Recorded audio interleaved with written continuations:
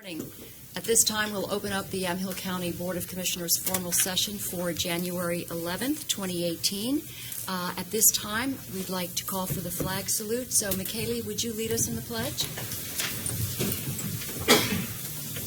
I pledge allegiance to the flag of the United States of America and to the republic for which it stands, one nation, under God, indivisible, with liberty and justice for all. Thank you, Mary. This is the time we have set aside for invocation prayer. Commissioner Primizic?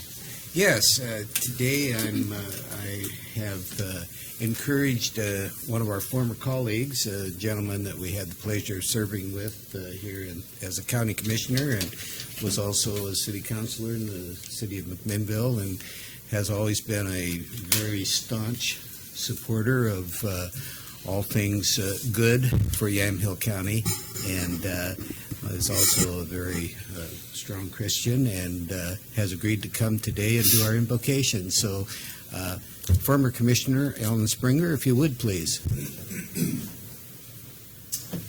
Thank you. Good to see all of you. How's that mic doing? Well, good? It's fine. Okay. Well, I got to be honest with you. There's something I miss about being a commissioner. I got to go through security now. Good night. I feel for you people. But anyhow, it's good to be with you here today. I got a few comments before we pray, but I'm only going to do 3 points in a closing. Then after we take the offering, I'll pray for us, and I'm going to get you out of here before noon. So I'm going to cover all bases today. First of all, as a tax-paying resident of Yamhill County, I want to congratulate Chair Sterrett for being the chairman this year. It gives me great hope. I know her well. It gives me great hope for how the county will be directed by her as chairman this year. And I just wanted to tell you that. I have great hope for our county in 2018. This is the first of the year, basically, and my wife and I have kind of revisited how we're going to handle this year. And we've decided that we're going to be more positive this year than ever before. We're going to up our game. After all, we live in the greatest nation on the planet. What do you got to complain about? Even if things are tough, we work together and work towards making things better for all. I remember a friend of mine had international ministry, well known, and one of the things he taught me, he says, Alan, whatever you focus on, you make room for. So if you go around with your head down and complaining, all of a sudden you notice that you've got a lot of people around you with their head down, complaining, and you got a big session of complaints going on. But if you take a positive step and begin to build people up and look at the upside, it's hard for people to be bummed out in your presence. And as far as I'm concerned, it's all right if you want to be bummed out by yourself, but let's not all do that together. Let's get on the upside of things and be realistic of all the blessings that we actually have. Come on, right? You're sucking air today. That's good. You got a heartbeat, evidently. That's another positive. By the time you start evaluating those things, by the time you get to a few minutes of that, you're feeling pretty good, honestly. And I like feeling good. Secondly, I would like to address the staff. I've worked up and down the West Coast from San Diego to Portland, construction all my life. I've been in some tough situations and in tough meetings that were over millions of dollars, difficult. And you want to bring out somebody's personality, start discussing hundreds of thousands or millions of dollars with them of their own money. You're going to get to the core of the person pretty quick. But I will say this, I have never seen a staff of this quality in all my career. We are extremely fortunate. From the administrator, office staff, even these guys, you know, I don't have a really great place for lawyers in my heart, but I'm making room. I'm going to try to be more positive this year. But seriously, our department heads and everybody, we have got the top notch of the top notch, and I'm not sure how we did it. You couldn't have done this in the private sector, but it's been done. The planning director. Mike retired, it's next man up. We have quality people. So I just want you to know that. We lost Chuck to retirement and then to death. He was a beloved member of the staff and a tremendous person also. Anyhow, that's it. So, I'd like to pray for us, and once again, I appreciate the opportunity. So, Father, I thank you for this place, this county we get to live in, with the leadership that we have. I appreciate it. I ask that you would bless them really good this year, and you would cause them to have unity and agreement. Because where there's unity, your word says there's commanded blessing. Not just ordinary blessing, not just, gosh, let's be nice to one another, but I'm talking about from the throne of God, commanded blessing. So, Father, let commanded blessing rule and reign over this county this year, and that we will experience a historical year of goodness, kindness, mercy in this county. And I thank you. And all God's people said, Amen. Amen. Thanks, guys. Thanks, Alan. Great to Good to see you. Keep up the We had a lot of laughs. Do what I can. Thank you. All righty. At this time, we have public comment, which is a 30-minute time period set aside for any topic other than agenda items or quasi-judicial items in land use matters, a topic scheduled for the public hearing, or unless extended or restricted by the chair or the majority of the board. It does not look that we have, like we have anybody here wanting to make public comment, so we will move on to the consent agenda. And we have the consent agenda, but item B, there's a small revision, so our administrator will clarify that. Laura? Thank you, Madam Chairwoman. Commissioners, in addition to item 3, it's taking the same action as you discussed on Tuesday. We just needed to add clarifying language that you will also, in addition to be transferring the $60,000 in cash, you'll also be transferring the appropriation authority. So we added that language as well. Very good.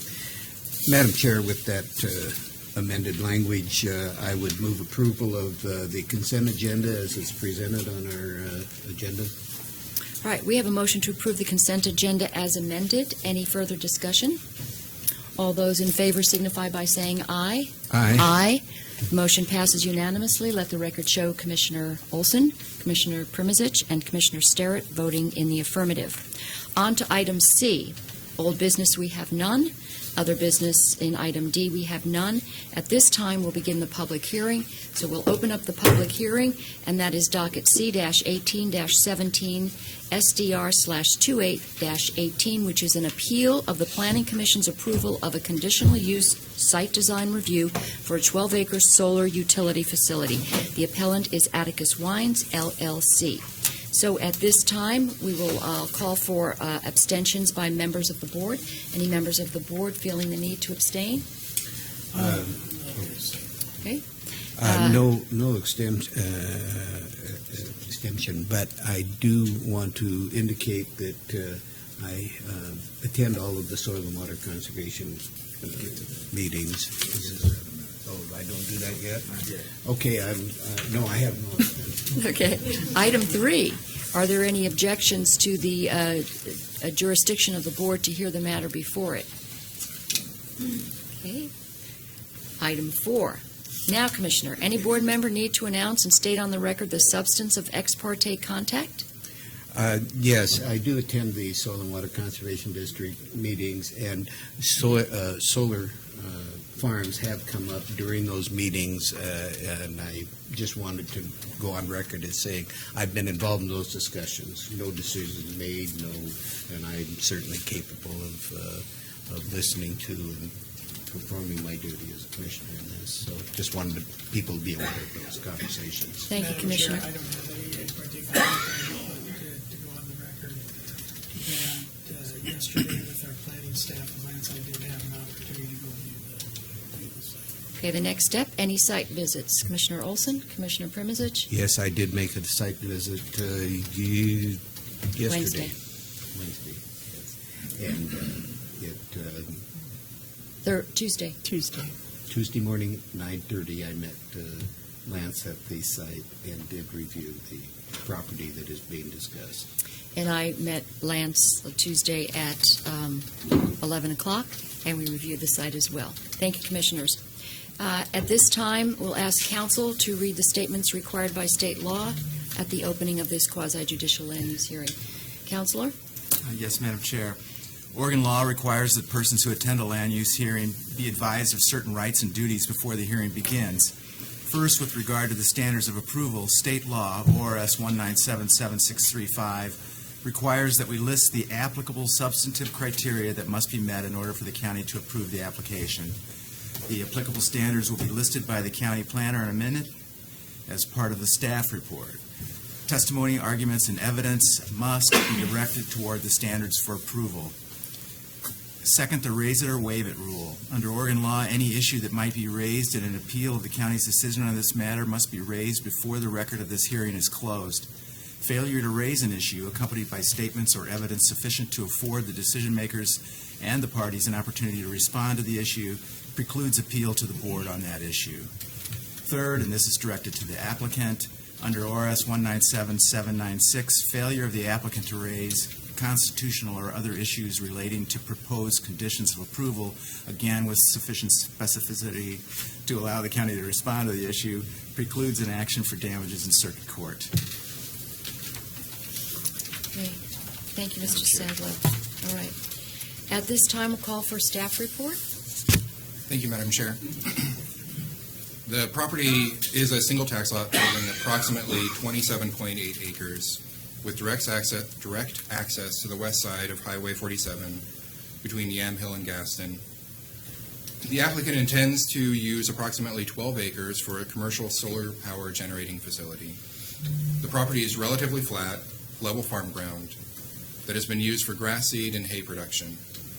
There is a barn and 3 grain silos located on the property.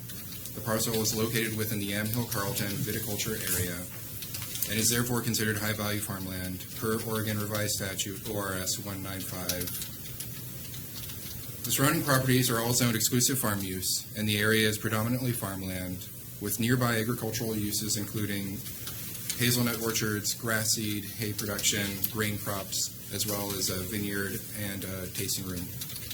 The application needs to satisfy sections 402.04M, 402.07A, 402.07D, as well as sections 110102 and 1202.02 of the Yamhill County zoning ordinance. Comprehensive plan policies are also applicable. OAR 660-033-0130 of the agricultural lands rules also apply. Please note that the request for the commercial solar power facility was appealed for a hearing before the Planning Commission, and the hearing was held on October 5th, 2017. The record was left open for a month. At their November 2nd hearing, the Planning Commission approved the request for a commercial solar facility in a 6-2 vote. I believe Kenneth Friday, the Planning Director, also has a statement he would like to add. Yeah, I just wanted to add that one item that I noticed that had been brought up in testimony was about the Planning Commission's motion to initiate the process to amend the ordinance to prohibit solar farms on Class 1 through 4 soils. This motion was approved 6-2 by the Planning Commission, and our office has been working on this amendment. The difficulty to review an ordinance amendment like this one is the public notice. In 1998, voters passed Measure 56. It's a landowner notification requirement, and it requires cities and counties to send out notice to affected property owners whenever a more restrictive land use regulation is adopted. Since this would relate to all properties in the farm and farm forest zones, that equates to about 7,700 accounts. Some of those would be duplicate accounts, but we're estimating that it would be around 6,000 notices that need to be sent out. We have drafted up the language. We've sent the required public notice to the 35-day notice to the state, and we're working on the public notice and the way to get out those 6,000 public notices to affected property owners. Our goal is to hold a hearing in March, likely either March 1st or the 15th, but it depends on a number of factors, and we're still working on that. Having said all of that, this proposed restriction has no effect on this application. We're required to review this application on the land use regulations that were in effect when the application was made. So just wanted to. Thank you. Thank you. All right, thank you. At this time, we'll hear the applicant's case. So if you could state your name and your address for the record, please.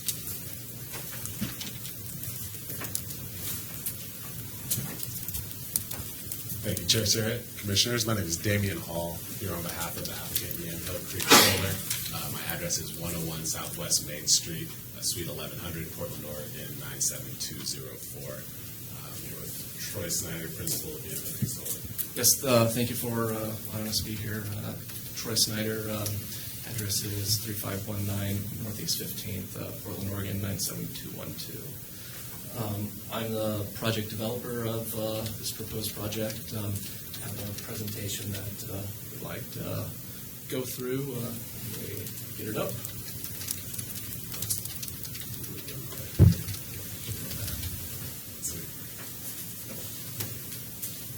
So we were just connected to that moment a moment ago. I'm not sure what happened here.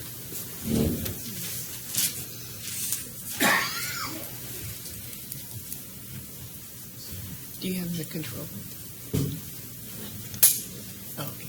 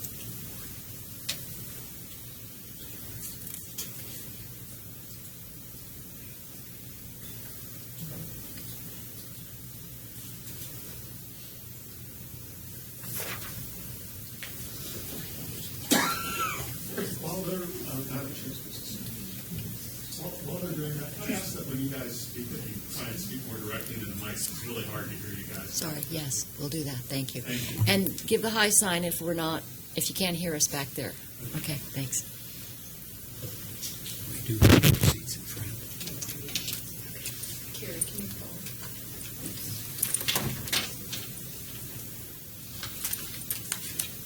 We're having some technical problems, so we're going to try to get the pros in here. Be patient. Thank you. Not that you're not a pro, Laura. Semi-pro. Hey Diane, can you send Adam a roll of 132? Okay, thanks. The laptop that they're trying to use to present has gone down. Yeah. Thank you. Their help is on the way. So, if I may, I'm not sure if this is actually here. Is that on? Okay. So, our presentation, at its simplest, consists of two parts. Troy is going to tell you a little bit about what it is that actually the project is comprised of, what the equipment is that we're going to put into the field. and what the logistics of that equipment is and the Can you, impacts. they're indicating back. Yeah. Is that microphone, I don't know, is it, the volume? or even Even hold it if closer it's than- easier for you to, so you don't have to. So part one was Troy. Can you hear? Is that better? Okay, Okay. all right. So part one was Troy speaking, and I think his part is better served with the presentation. However, part two was me talking about the legal issues and the approval criteria, which it's essentially the text of your code on a slide. So I think we could invert the order in which we were going to go, because I can do my bit of the presentation without the specifics up on the screen. Although I will still need to look at that. Scroll all the way down. So the approval criteria that apply are essentially twofold.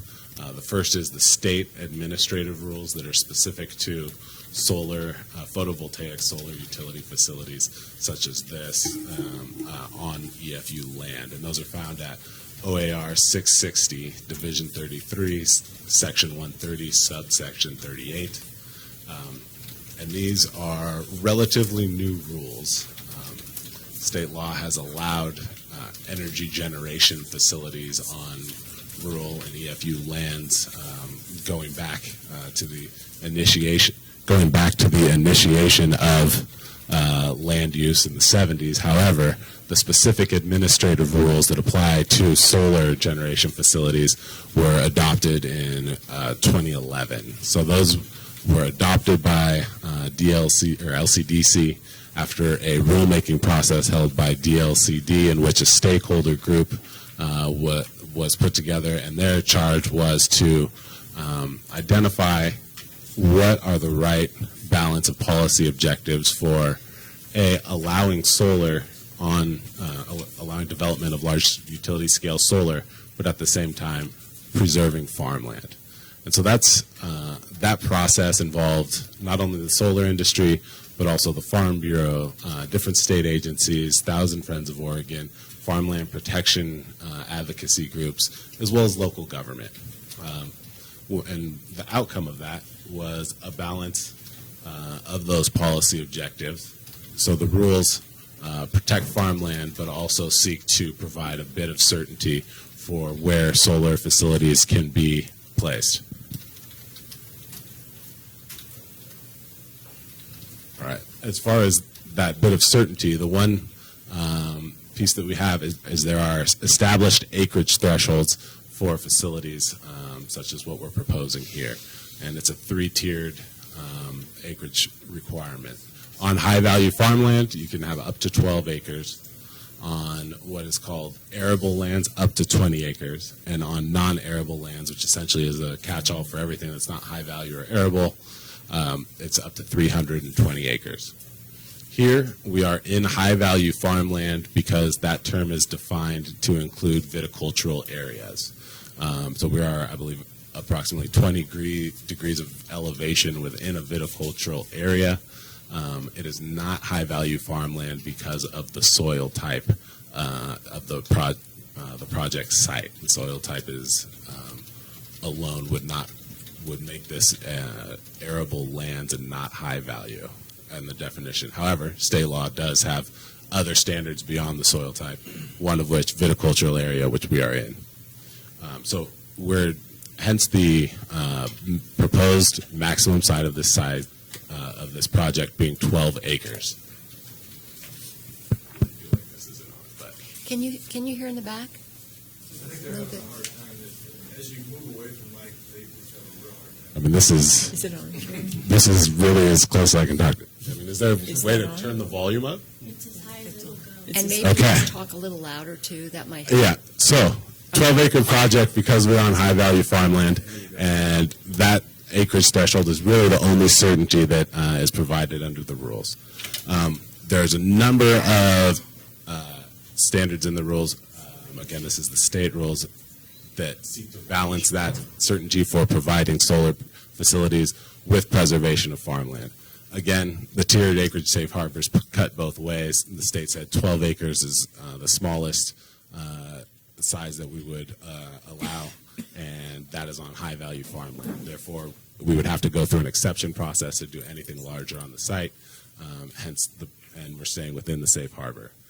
There are also requirements that the least suitable soils on the tract, which is essentially the property owned under the same ownership in the surrounding area, be the location where the project is proposed.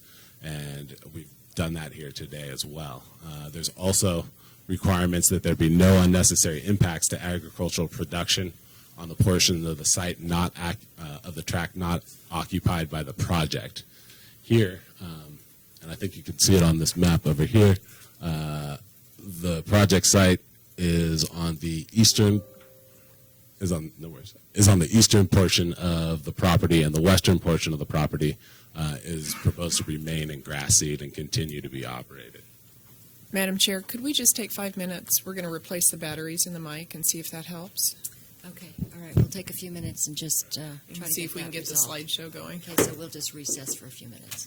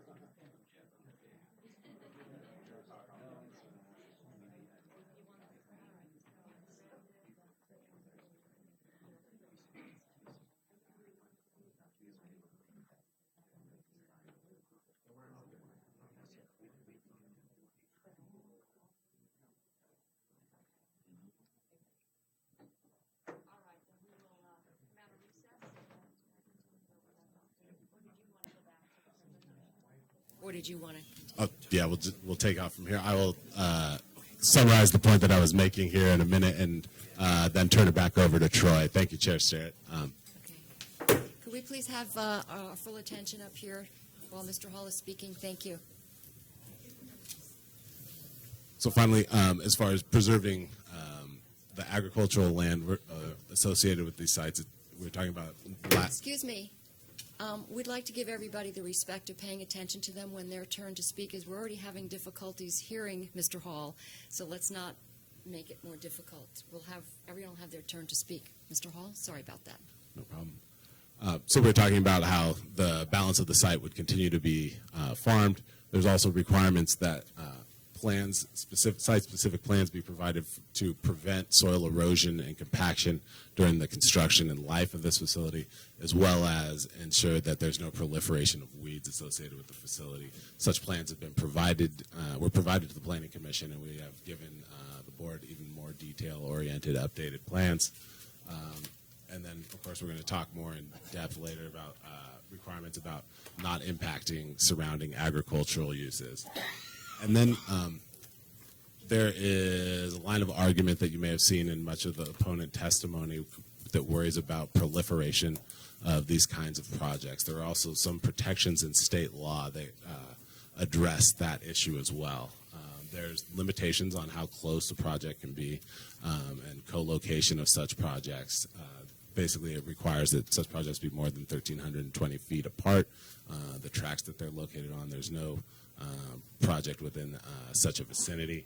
And then there's also a requirement that if you take a look at a 1 mile radius from any solar project, if there's more than 48 acres that's been approved or developed for a solar project, then you have to do a cumulative impacts analysis and take into account not just the one project, but all of the projects within that radius and what the impact is to the agricultural economy of all those projects.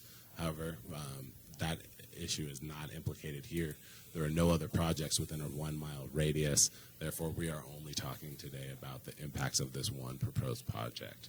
I kept it somewhat high level. We'll get more into the details of the specifics of this project, but I'll turn it over to Troy to talk about what it is we're proposing. Thank you.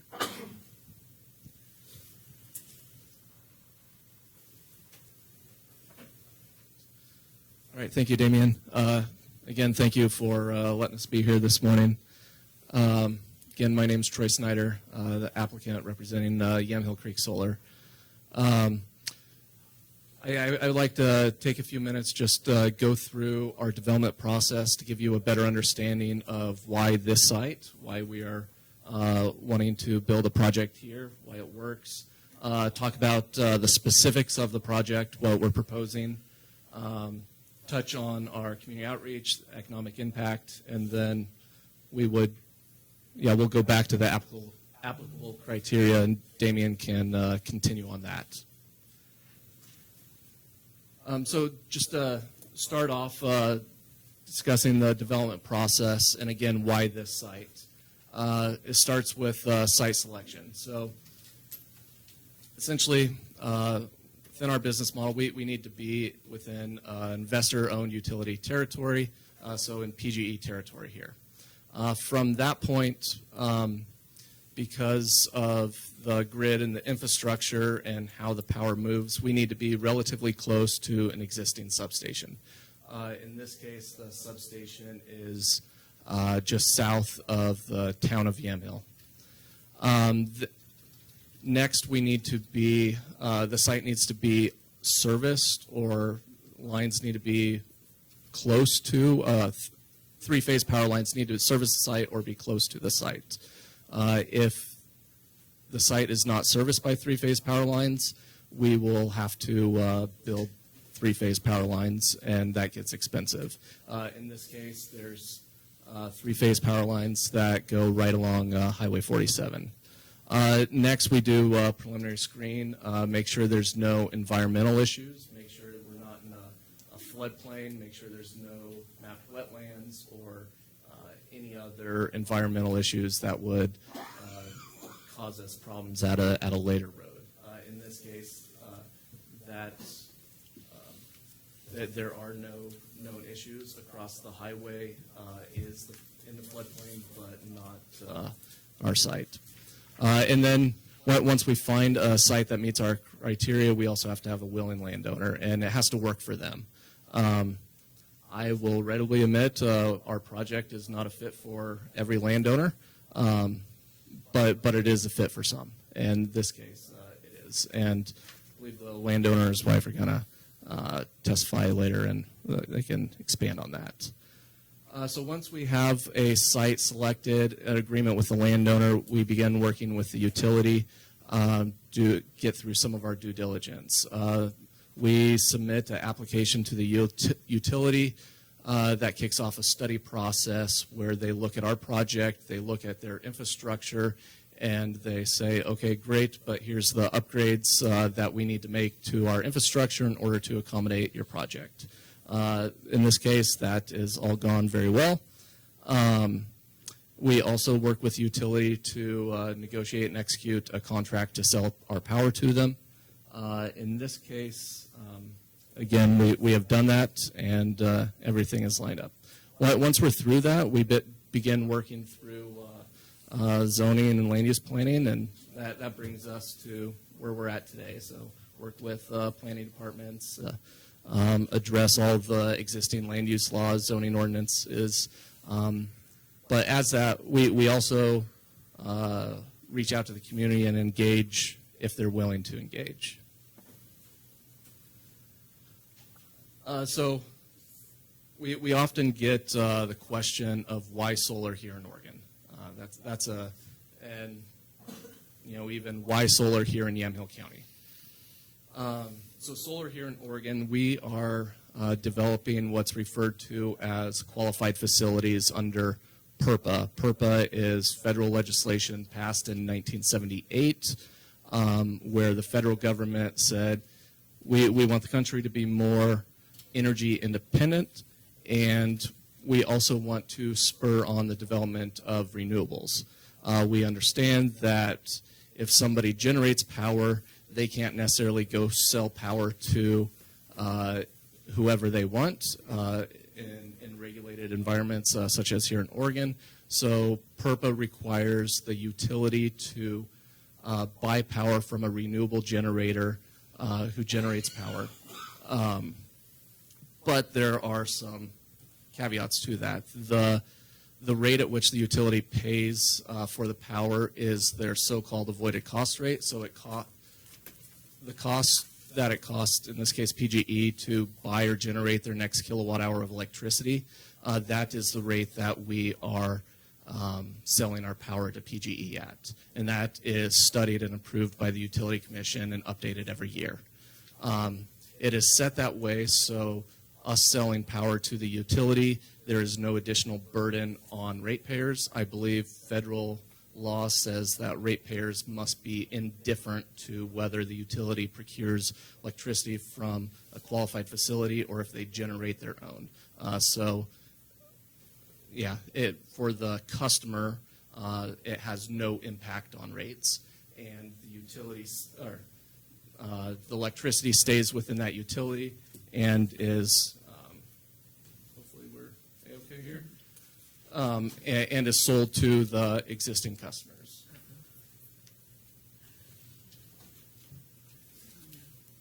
Maybe? Yeah, we'll just keep going. And Sorry about that. yeah. So wanted to talk some about the project specifics. So the project size, as Damien mentioned, 12 acres, and that's governed by the land use laws and what we can permit with a conditional use permit. That translates into a 2.2 megawatt AC project in this case. It will produce enough electricity to service 500-600 homes.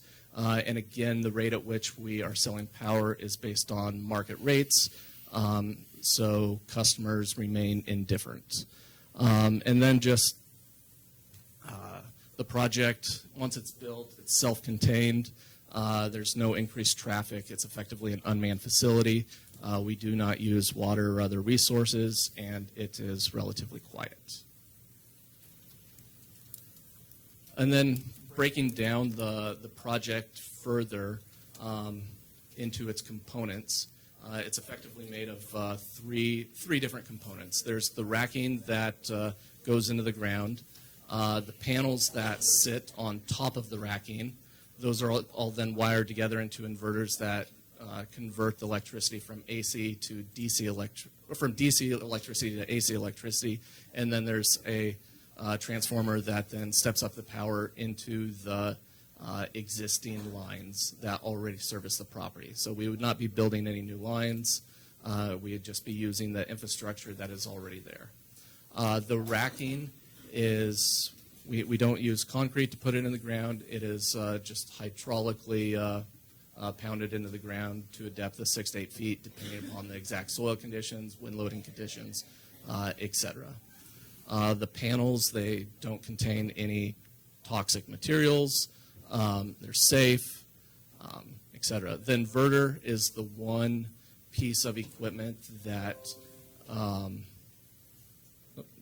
may be remoting in Yep. to fix it. The inverter is the one piece of equipment that may make some noise. Initially, we've spec'd in a central inverter.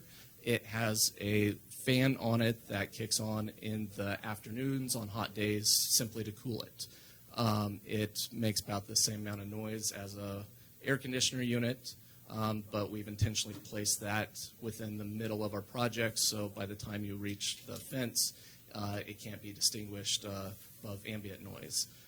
Plus, there is a high probability that we will end up using string inverters, which are effectively, instead of one large central inverters, we would use 50 small inverters that no longer have that fan, and that noise, any noise goes away.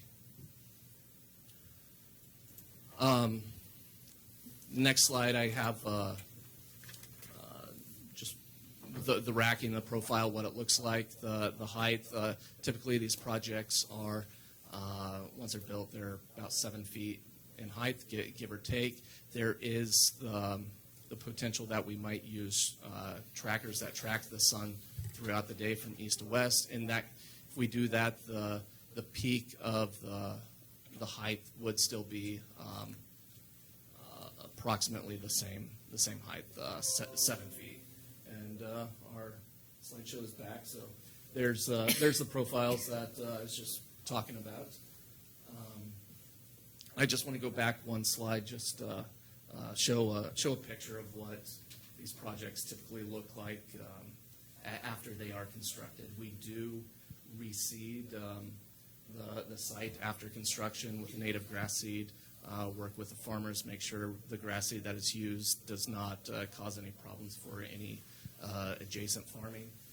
Reseeding the project after construction is important for several reasons. One, it's an important part of our weed mitigation plan, which we've submitted an updated plan, and then also it's an important part of preventing any erosion issues that could happen. The site's relatively flat, so that's not as big of an issue, but still, we reseed regardless for many reasons. Again, the projects are pretty benign once they're built.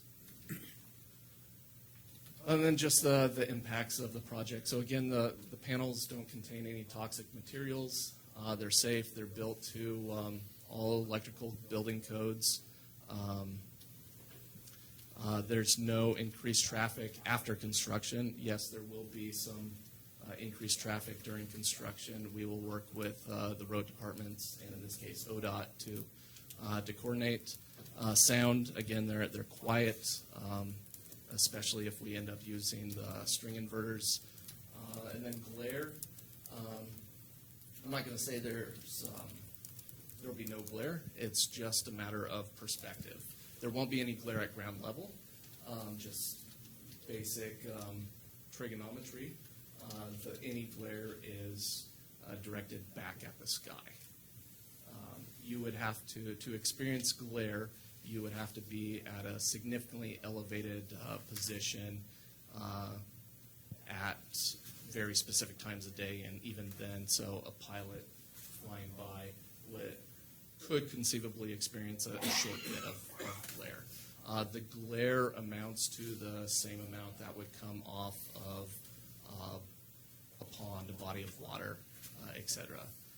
To date, the FAA has no problem with solar projects. In fact, much larger projects than this are built at airports across the country.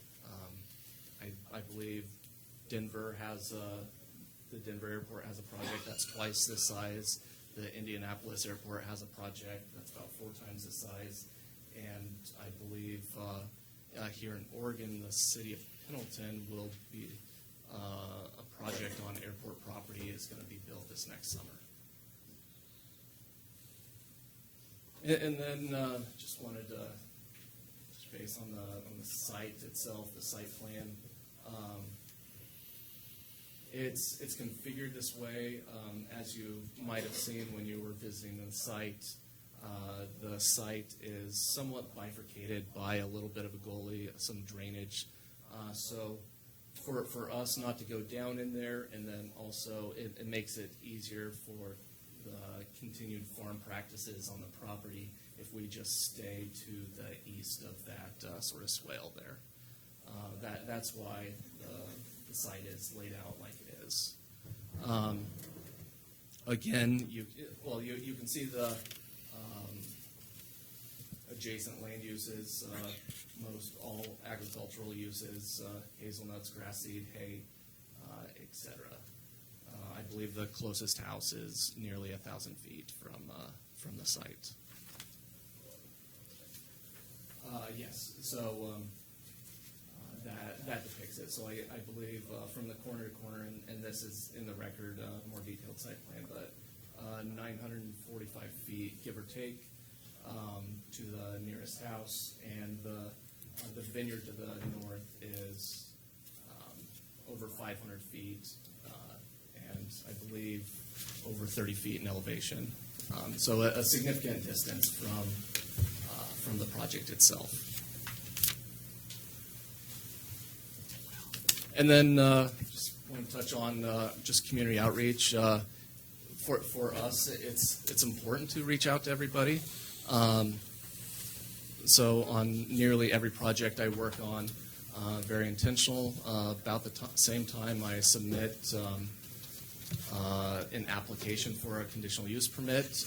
While it's not required, I send letters to all the neighbors, just introducing myself, introducing the project, and providing my contact information if they have any questions or would like to discuss. In this case, after that letter, I did not hear from any neighbors.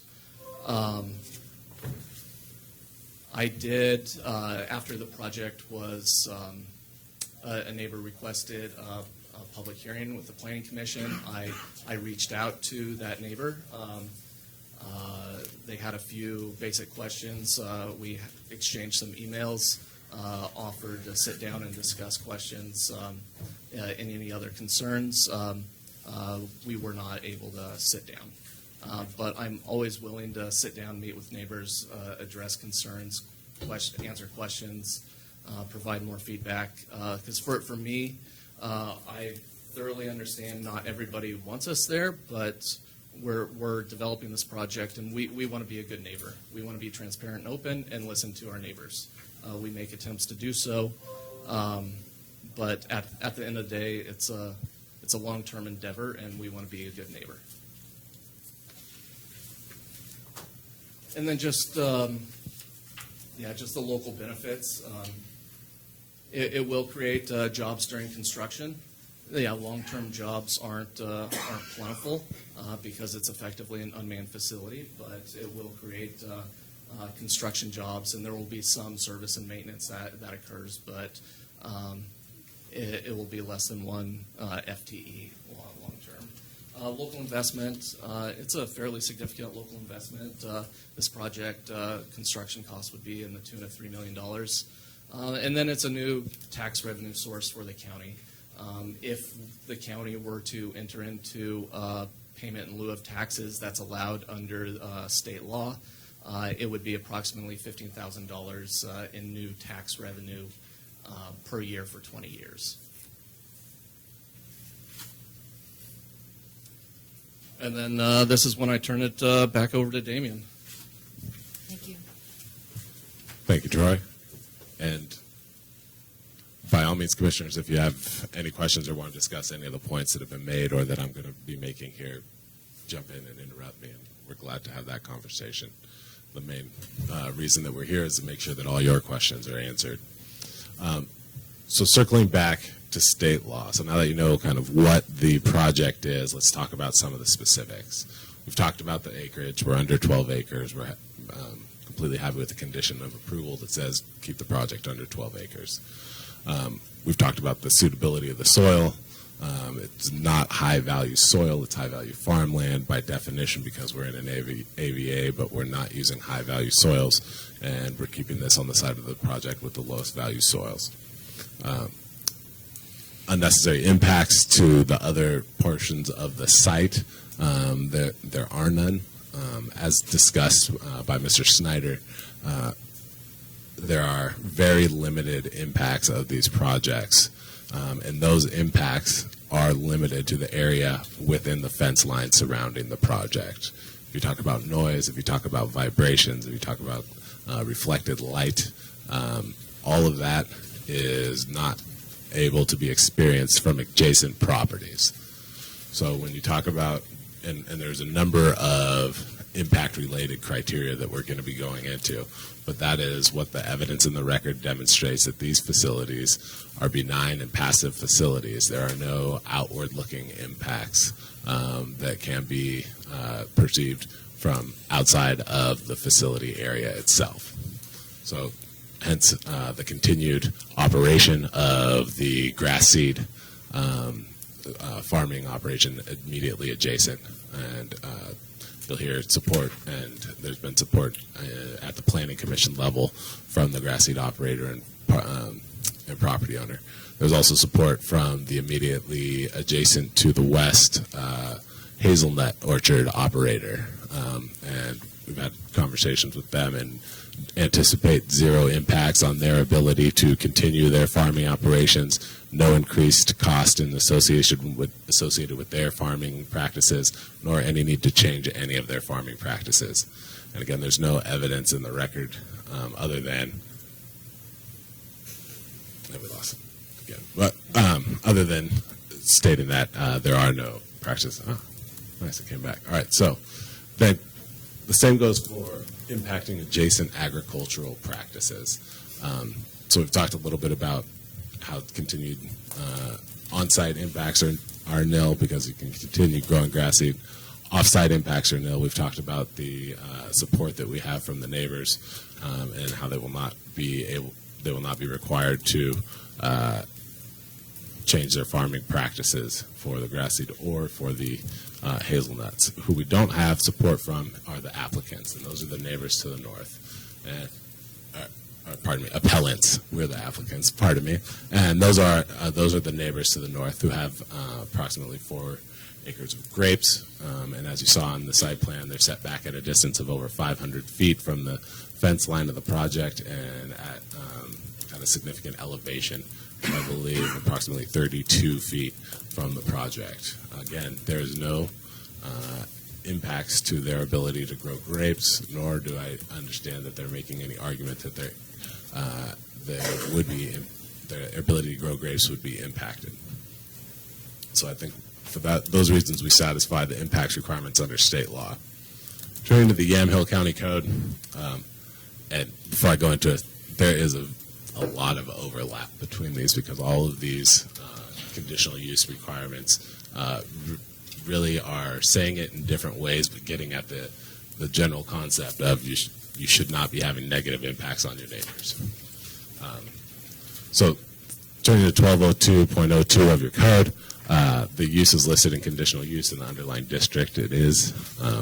Staff has confirmed that the use is consistent with the goals and policies of the comprehensive plan, which apply to the proposed use. There's been some discussion around this, and there's some in the staff report, but this is an issue where the comprehensive plan provides goals and policies related to all different types of land use, and the commission is charged with weighing those and seeing if there's anything that is inconsistent. What that means is at odds with or otherwise in violation of, and we think that there is not anything inconsistent here. Appellants have made the case that some of the goals and policies in, I think it's section 2 of your comprehensive plan having to do with agricultural lands are inconsistent with this use, just per se. However, that section of the comprehensive plan implements goal 3, and part of what Goal 3 has is a framework whereby agricultural land is intended to be preserved. However, there is an understanding that non-agricultural uses under certain circumstances can be made on agricultural lands. This circles back to what the state rules are. Those are implementing Goal 3. It circles back to what your EFU standards are doing. Those are implementing Goal 3 and putting parameters on the circumstances under which non-farm uses can be made on agricultural lands. It's not a hard and fast line that no non-farm uses can be made on agricultural lands. In fact, if we tried to make this this project twice the size, it would be in violation of Goal 3. However, we have an acreage safe harbor that we're operating within. We have a number of standards being applied as far as making sure that this project does not impact the use of other agricultural lands or additional agricultural lands on the same tract as the project. And then we've even got additional county-imposed requirements above and beyond sort of what is required as a baseline in the state law and the code, requiring decommissioning of the site, requiring effectively a guarantee that the county's interpreted as a bond or affirmative monetary requirement associated with the decommissioning of that site. And then we've got even layered on even further the specifics of the state law that mandate that best practices be used in the construction and operation of the site to ensure that the soil is not compacted, the soil is not eroded, that the soil is essentially, once decommissioning occurs, able to go back to farmland. And so taking all that into account, we are definitely consistent with the Goal 3 requirements and the requirements of the comprehensive plan that talk about preservation of agricultural lands for agricultural uses. Also to keep in mind, that's the only goals under which I believe challenges have been raised, but there are a number of other elements of your comprehensive plan which are supportive of the are consistent with and supportive of the project. That you have an energy conservation goal that speaks about wanting to incentivize use of renewable energy. You have an environmental goal that speaks about wanting to improve air quality.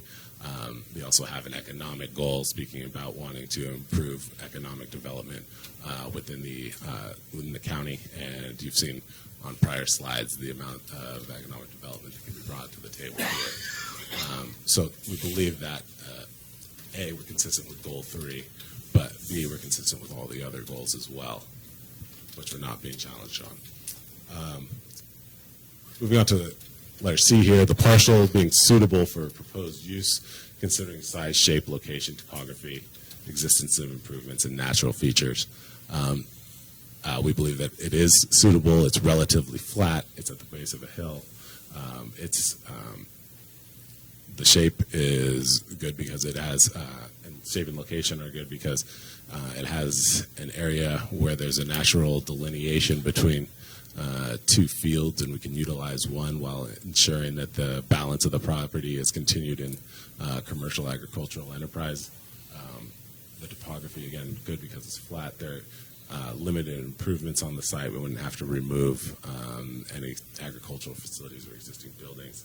And then the natural features, there are no protected natural features on the site that we would be having to avoid or mitigate or impact.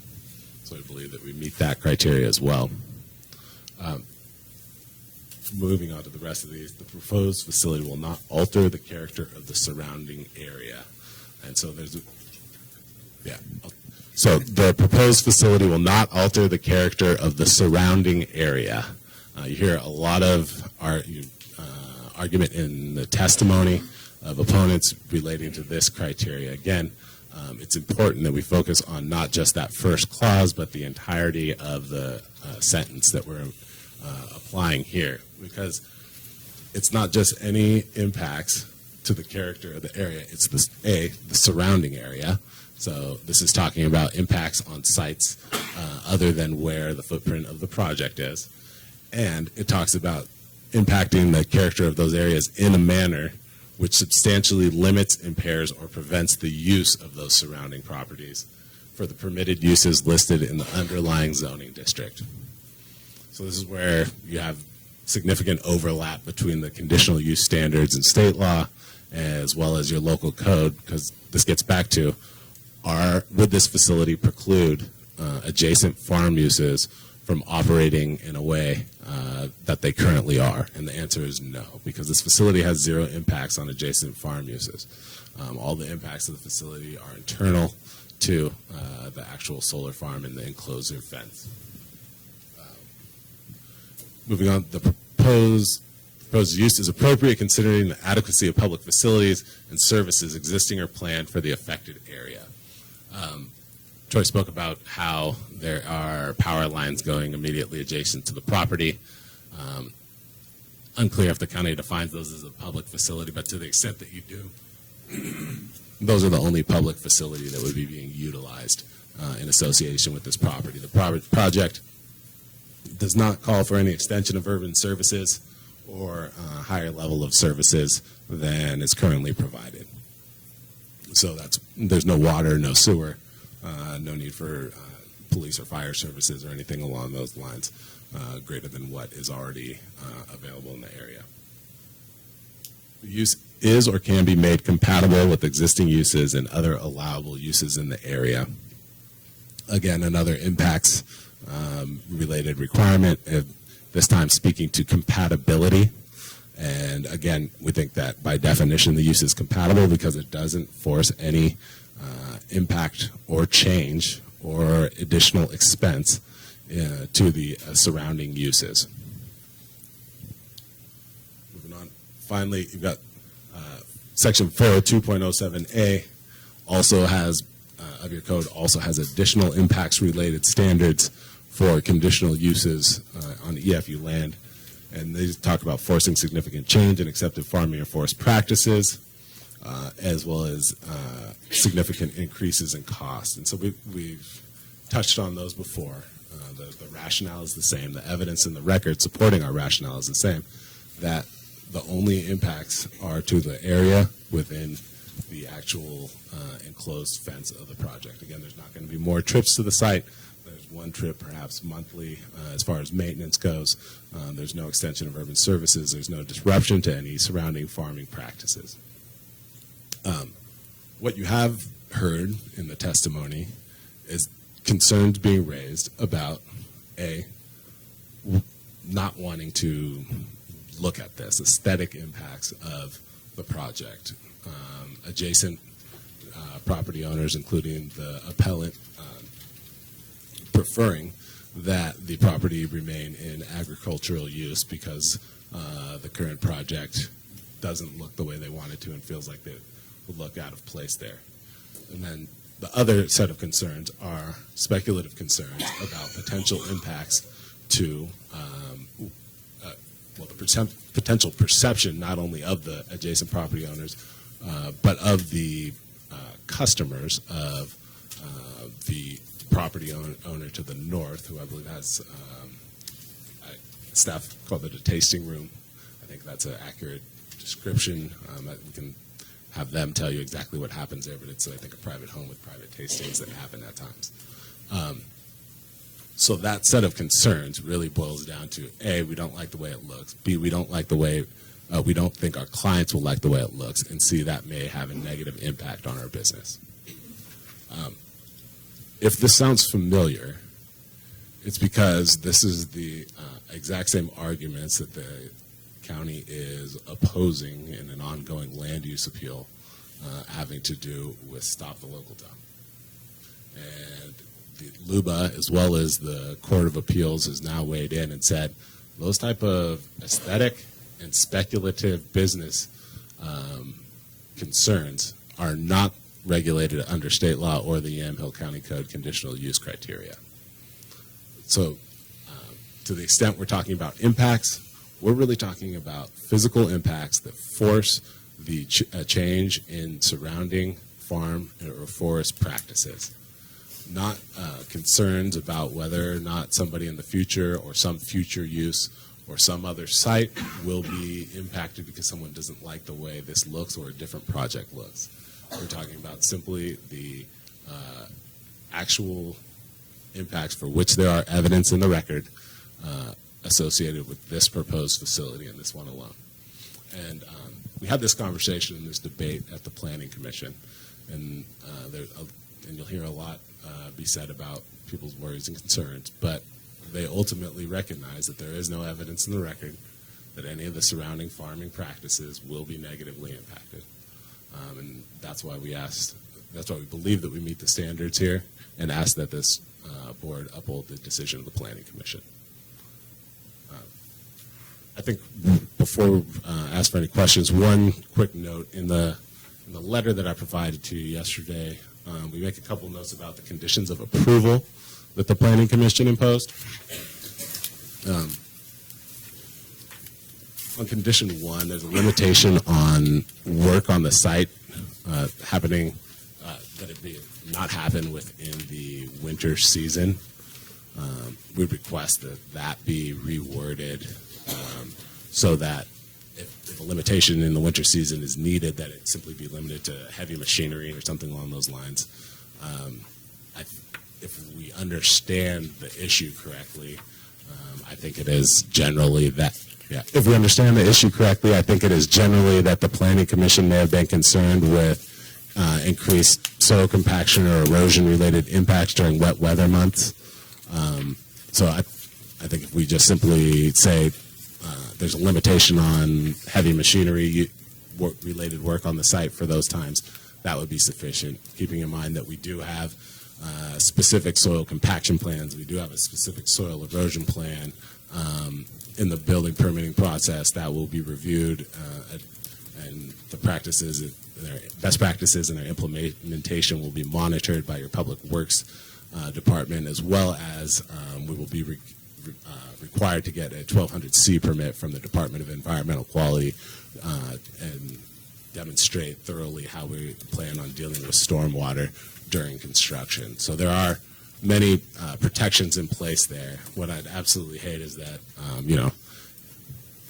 if all the work that required heavy machinery were done, and then all that was left was individuals placing modules on the racks, and then it became the winter season, and it had to just sit there for months for no reason, and there were no actual impacts that would be being incurred. We'd like to try and avoid that. Condition 3, and this goes to soil compaction, and a requirement was added to the conditions of approval that a post-construction soil compaction analysis be performed. We are not against that analysis. It's actually part of what's in our soil compaction plan that's been proposed.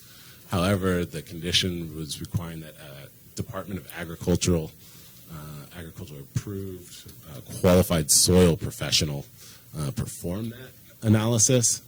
We don't believe it's the type of work that you need a qualified soil professional for. We also believe that that's a difficult skill set to obtain. Right now, the list of qualified soil professionals in the entire state of Oregon, there's 4 of them. And so they come at an extreme premium and an extreme time delay. So we maybe need to hire them now if we wanted their analysis to be, to get on their calendar to walk the field in a couple of years. So we think that this is the type of work that a civil engineer can clearly do. All it is measuring compaction that's happened and comparing that to the pre-construction compaction measurements that would be also done by a civil engineer.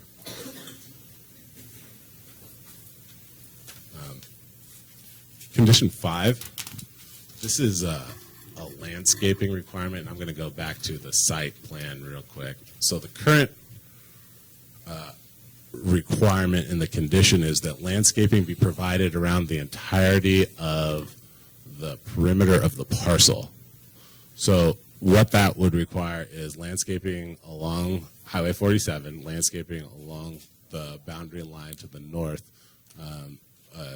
where our property is adjacent to Appellant, but then landscaping along the eastern boundary line adjacent to, the western boundary line adjacent to the hazelnut orchard, and then landscaping going through the driveway down at the southern boundary.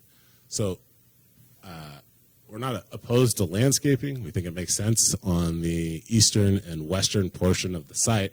However, I don't think plantings immediately adjacent to a hazelnut orchard are providing much benefit from screening, and only pose the potential of complicating their actual operations. So we would propose that we landscape simply the eastern part of the site and the northern part of the site, and to the extent you want landscaping on the western side, it be kept adjacent to the project fence line and not on the property boundary.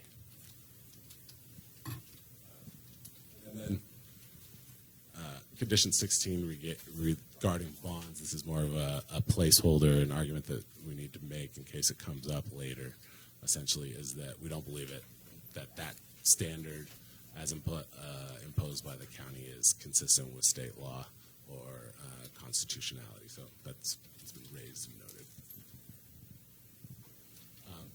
With that, I'd open it up to any questions that you may have. We'd love to get you some answers. Commissioners? Yeah, just a couple. You indicate there'd be no the people to the north, the appellants, they sit relatively high compared to the. I'm sorry, I'm guilty of the same thing you are, so. The appellants sit relatively high compared to the level of the solar farm, and we talked about glare, and the only glare would be going up if you're at their home on that hill. What is the opportunity for that glare being directed at their facility? Absolutely. So I think the opportunity is zero. If you take a look at this diagram,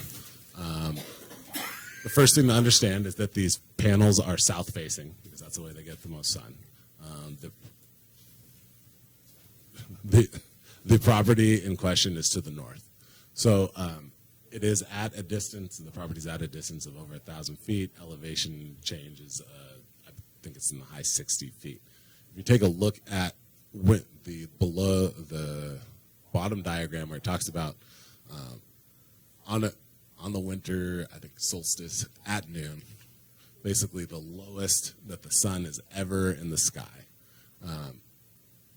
You can see the angle of reflection. It's almost straight up. It's slightly to the north, but it's almost straight up in the air. If you project that line of reflection over 1,000 feet, it's going to be much higher than 67 feet in the air.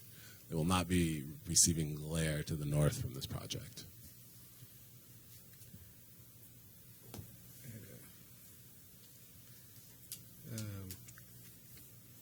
The soil compaction and effect of this on that soil over time, and I'm not sure how many sites are present in the Willamette Valley that have been there for any extended period of time. So I know that there's very little, if any, history as to what the long-term impact to this soil could possibly be.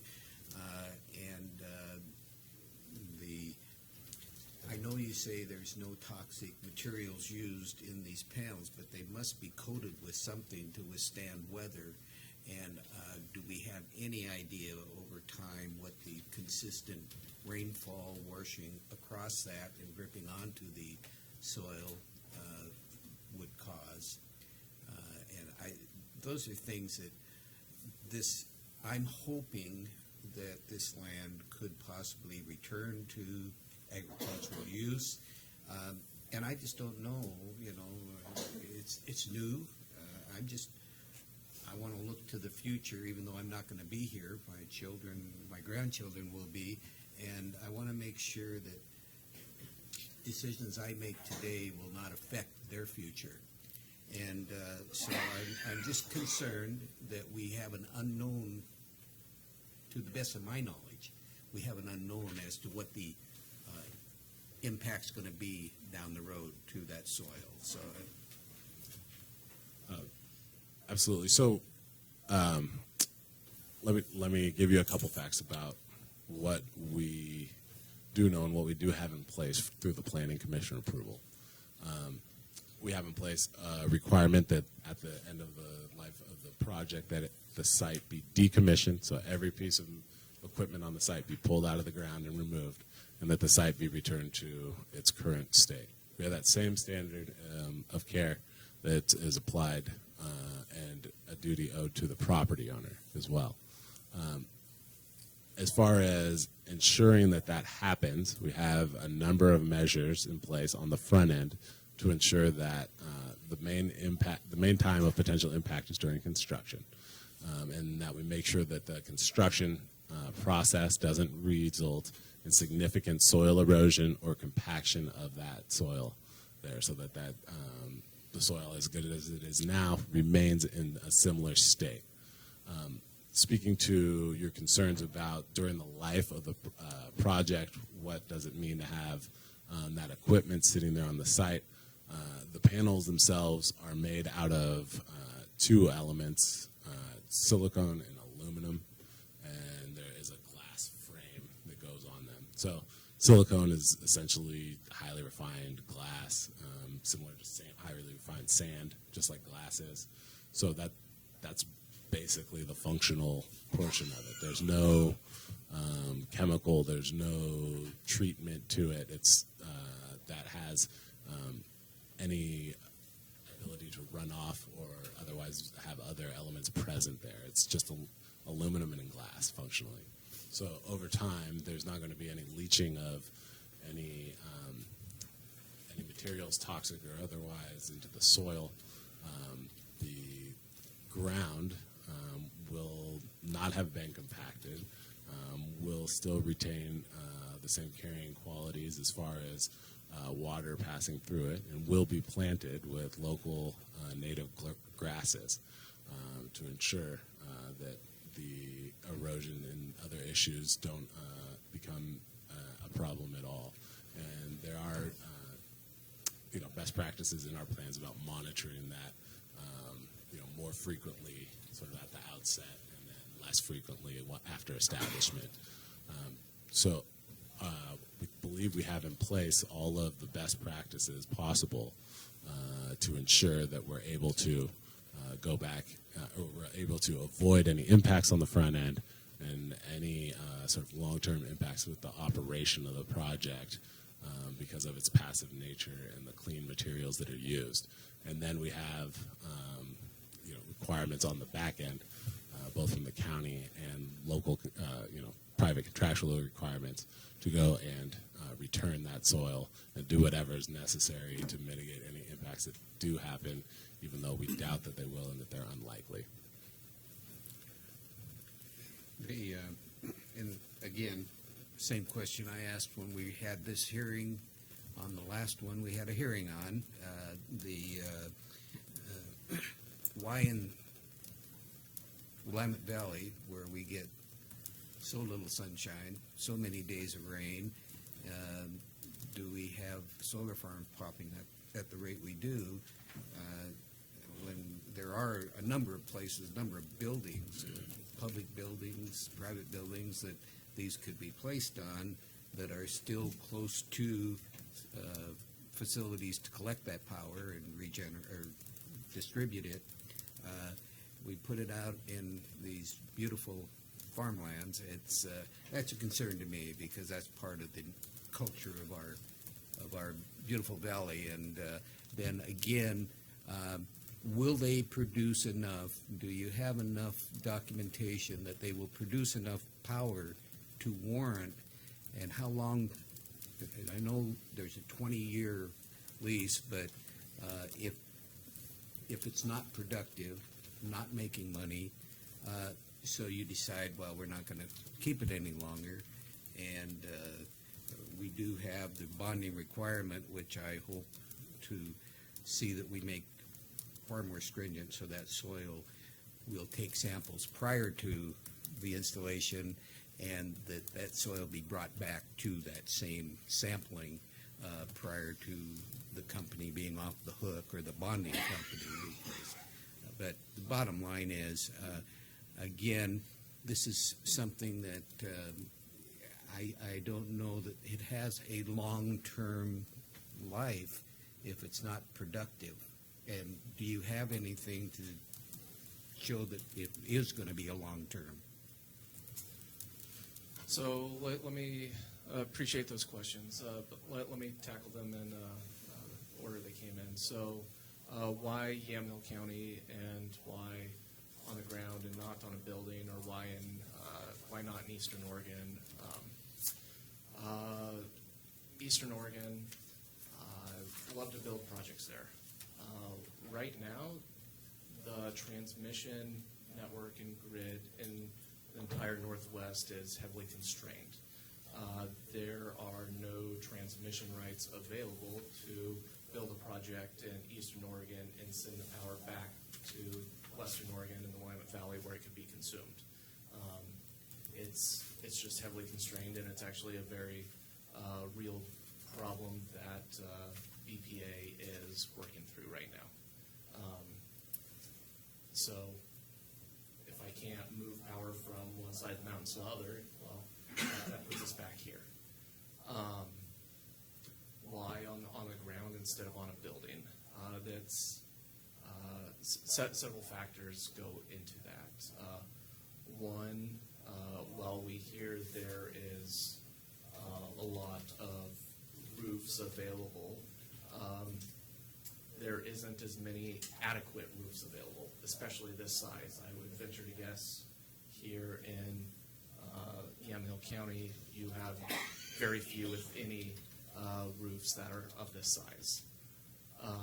Additionally, on a roof, there's obstructions. Often there's venting equipment, there's HVAC equipment, etc. You can work around those, but it's just one more thing. Roofs, on a roof, you also have to start looking into structural issues. What's the structural capacity of that roof? What is the lifespan of that roof? We expect our project to still be operating well after 20 years. But if you put a project on a roof, most likely you're going to have to replace the roof sometime in that period, depending on the age of the roof. So you'd have to pick up all your equipment, move it off, and put it back on. That's not really economically feasible. And then just the cost to build a project here in Oregon, it would, on a per watt basis, it would probably cost twice as much to build a project on a roof as it does on the ground. And then it just is not economically feasible under our business model. These are questions go on my mind. Sure, and I appreciate see this proliferation of these sites. And then one more question, then I'll leave my other commissioners. But you made many mentions of the fact that the only reason this is high-value soil is because it's adjacent, or it's in the AVA, and it's been farmed regularly it's a century-old farm, so it's been farmed for a long, long time.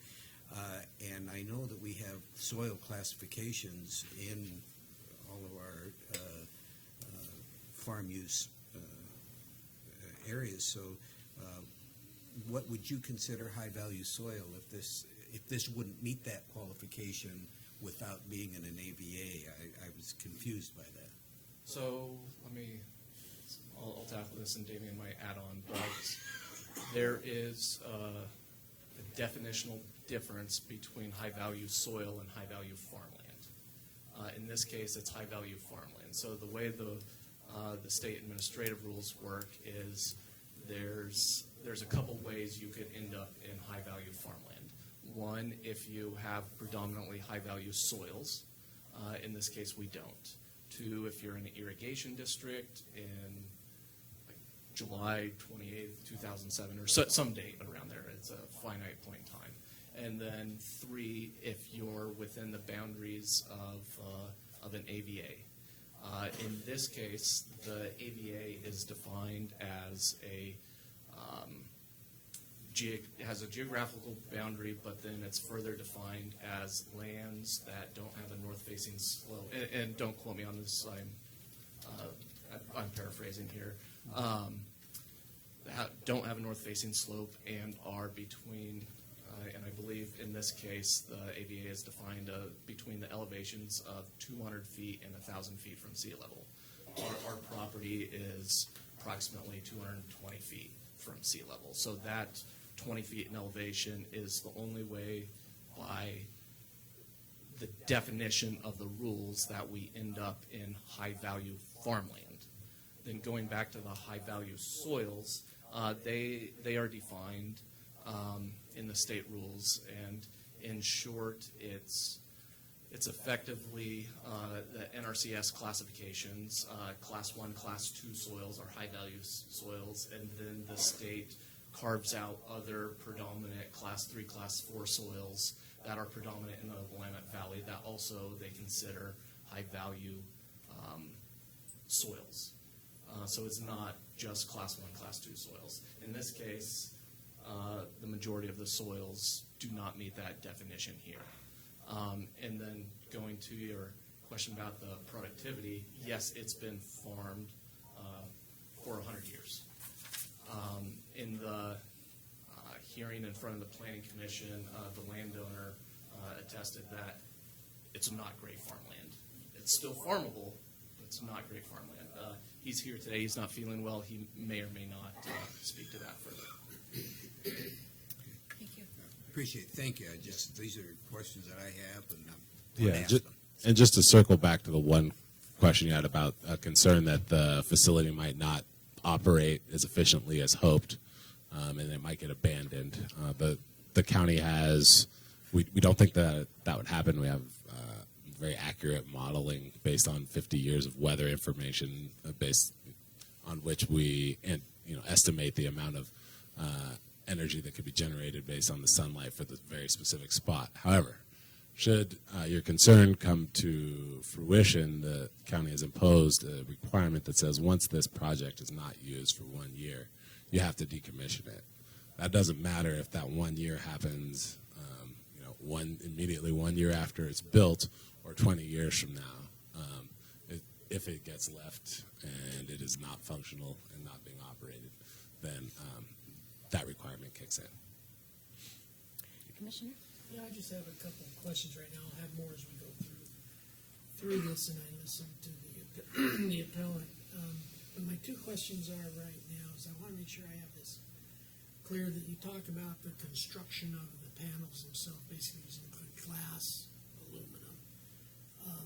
What I'd like to know is I want to make sure that I'm not confusing that whether there's the use of any toxic materials in the manufacture of the panels itself. Being on site, they may not have anything that may leach into the soil. But are there any hazardous materials that actually go into the manufacturing? Since it's fairly new going into the manufacturing, that was my first question.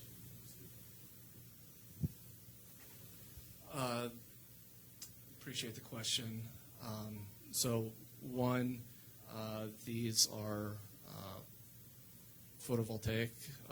It's not thin film solar panels. It's not what we're proposing. So what ends up on the property and what we're proposing to use on the property contains no toxic materials. As Damien said earlier, it's silicon, which is a highly refined sand, glass, and aluminum. Those are effectively the components that are on the property. What occurs in the manufacturing process, I'm not a manufacturer and I can't speak to 100%, but the end product and what ends up on the property is silicone, glass, and aluminum. Okay, thank you. My second question is, and I don't want to get into your proprietary or any of your business models, but for Yamhill Creek Solar, do industrial size solar installations like this qualify for operators to either sell or acquire renewable energy credits that they can sell to other utilities?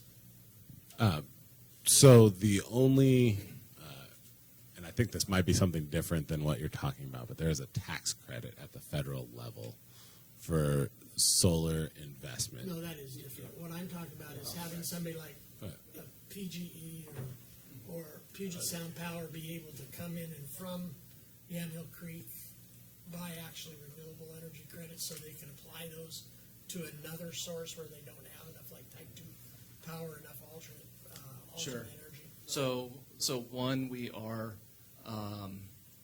creating renewable energy. I think that's fairly obvious, and we do generate a REC, or renewable energy certificate, for every megawatt hour of electricity we do. For those who aren't familiar, the REC is effectively the environmental attributes of the energy we produce. There's the electricity, and then there's the environmental attributes. RECs were created as a means for utilities to offset their renewable power standards. Here in Oregon, there are renewable power standards. 2 years ago, they were increased, and specifically here, PGE does have standards that they have to meet.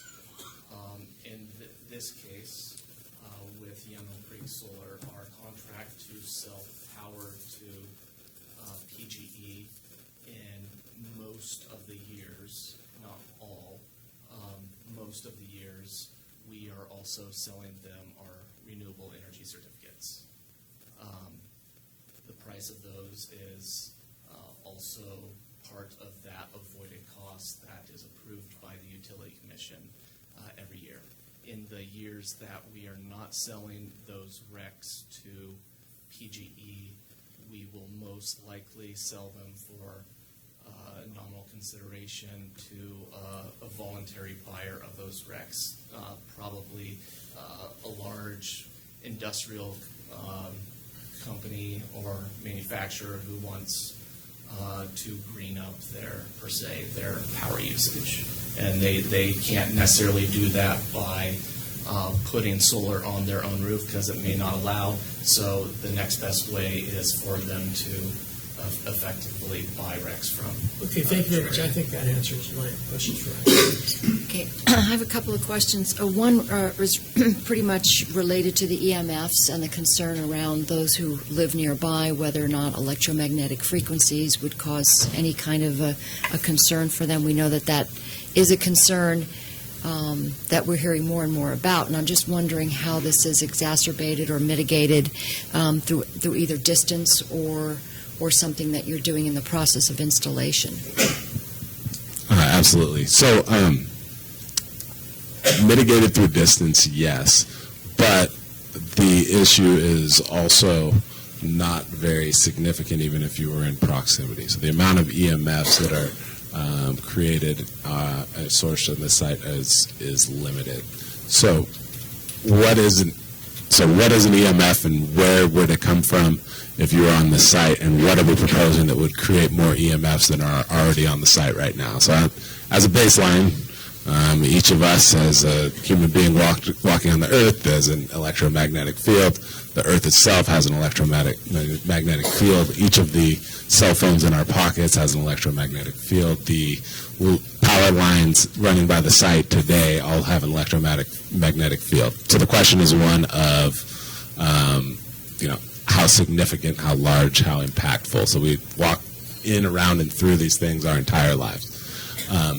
What's proposed on the site as far as the racking and the modules do not create an electromagnetic field. The inverters that convert the power from direct current to alternating current have a limited electromagnetic field that is emitted. My understanding is that it's akin to that emitted by a cell phone or a appliance in your home. So once you take that and you put the inverter in the middle of the project and recognize that no one's going to be coming within the hundreds of feet of that inverter and that electromagnetic field, that's the level of risk or concern that we're dealing with. Thank you. Another question. We know that technologies are evolving and by the time something becomes installed anymore. We're seeing this with our personal technology, it becomes obsolete. So if you look at, for instance, what the current solar panels are capable of, they're saying that they're only about a third as efficient as new materials, crystalline materials. So is this one of those projects that could be updated as you go, or is this pretty much static? What you install now is going to be the case for the running duration of the project? So I will just say that our investment decisions and our decision to move forward with that, with this project, is based upon the current technology as it is today and the life of that current technology. Is there an opportunity in the future to swap out some of our modules with more efficient modules? One, it would be an economic question at that point. And two, more importantly here today, it would be anything new we do, would that be allowed under our conditional use permit? And one more question before I think we should break for a few minutes. As far as the removal and the disposal of the solar panels, I know there's been some concern as far as the toxicity or just the whole waste factor. What are we doing with them, and what's the plan once they're removed? I will say that so far those conversations about what we do is early, just because there have not been a lot of projects that have reached the end of their life cycle yet. There are movements towards ways to recycle them, and there are some programs that are starting to be in place that are specific to recycling the modules themselves. How they do that, I can't speak in detail today. Okay. Does anybody have any further questions? Not right now. Okay. Well, at this point, I think before we move on to, if it's okay, we'll take just like a 5-minute break, and then we can come back. And what would we come back with, the appellant's counsel, or are there further questions from opponents? John, I'm asking you. Oh, so we come back. Sorry, is there any more in favor, or is there any more cards signed up to testify in favor of the application? I think there might be. Well, but there are proponents that are, that's Damien, let me just see. I've got Because you would one, take the testimony in support, and two, then you 3. hear from the appellant. All right, so why don't we, do we want to take a break now, or do we want to hear from more proponents? I'm going to take a poll here. I'm good for a few more. Okay. I think we should hear. All right, so then why don't we, thank you, okay, thank you very much, Troy, thank you, Mr. Hall. At this point, if there are no further questions, we'll bring on Billie Jean Matthews, who's a proponent of the project. Okay, and Gordon is also listed here as well.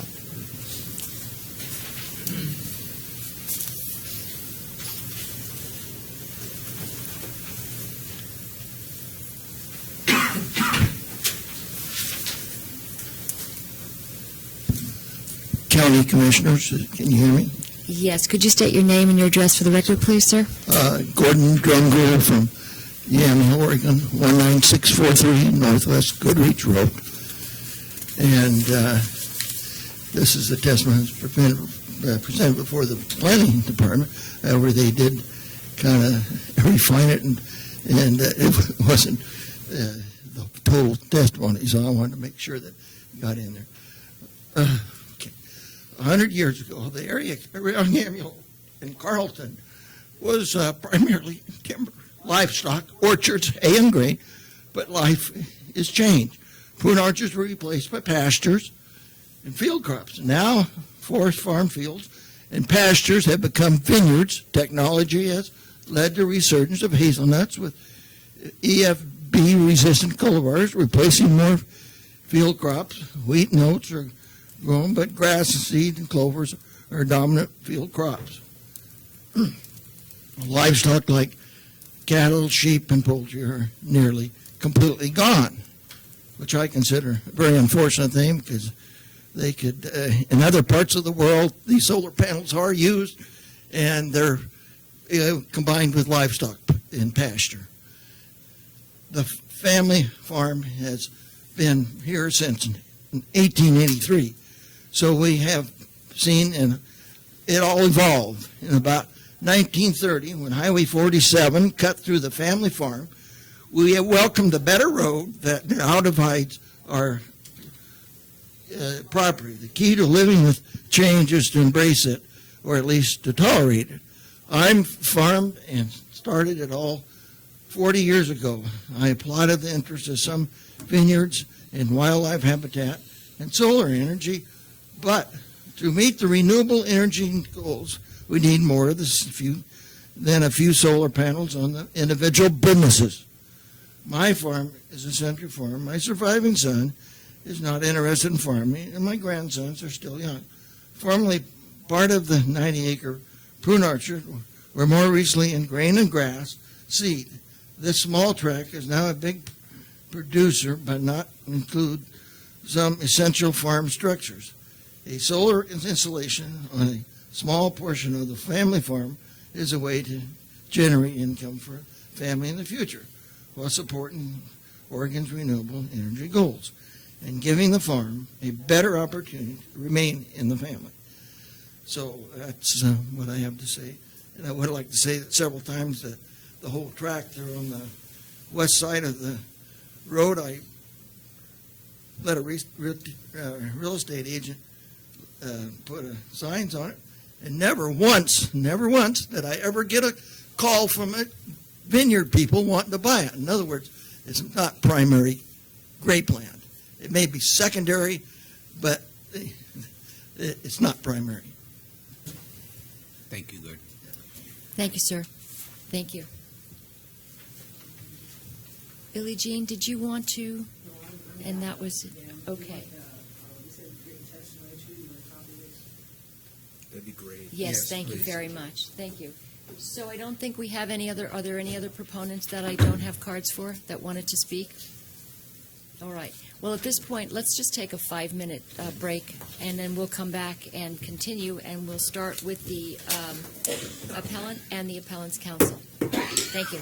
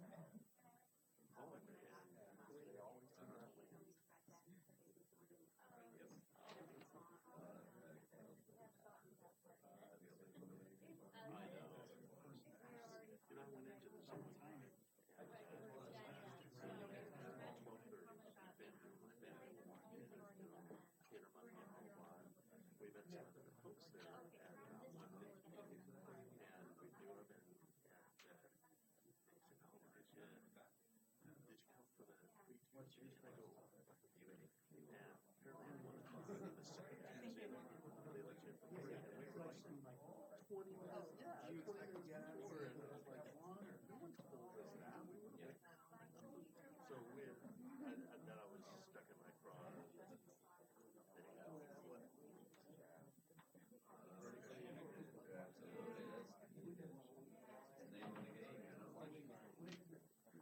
Yeah. Well, everything's almost everything.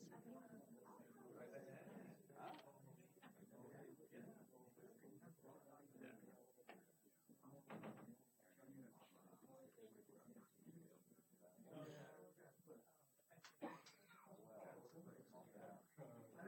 trying to get we got the construction around.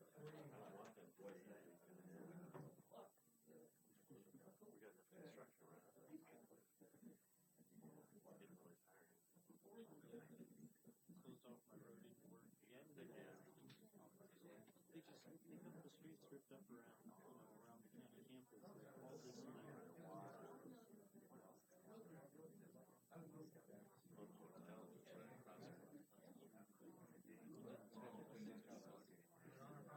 they evacuated the site.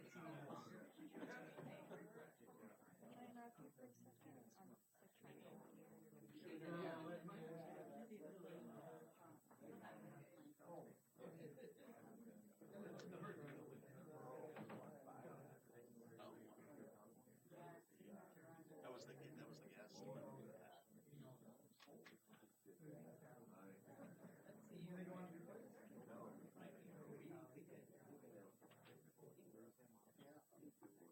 Wow. I remember my dad was a state health inspector as a kid.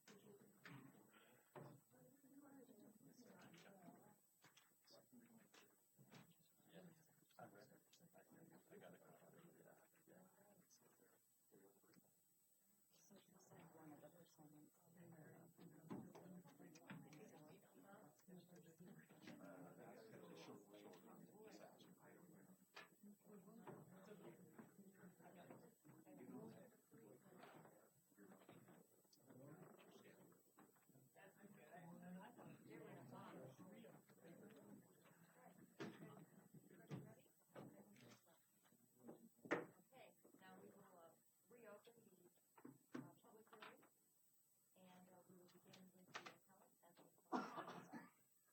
Madam Chair, Jennifer Brager, I heard that one of the other opponents of the project has a time constraint, and Adam Campbell would like to present his brief testimony. Would you state your name, sir, and your address for the record, please?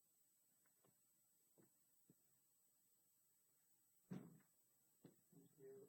My name is Adam Campbell, and 2775 Northwest Coastal Road, Gaston, Oregon. In Yamhill County, but with a Gaston address. Thanks for moving me up. I wasn't aware of the You know how long these exactly. It's my first meeting, so thank you. I just wanted to briefly say, so I've lived in Yamhill County all my life. Proud graduate of Yamhill Carleton Schools.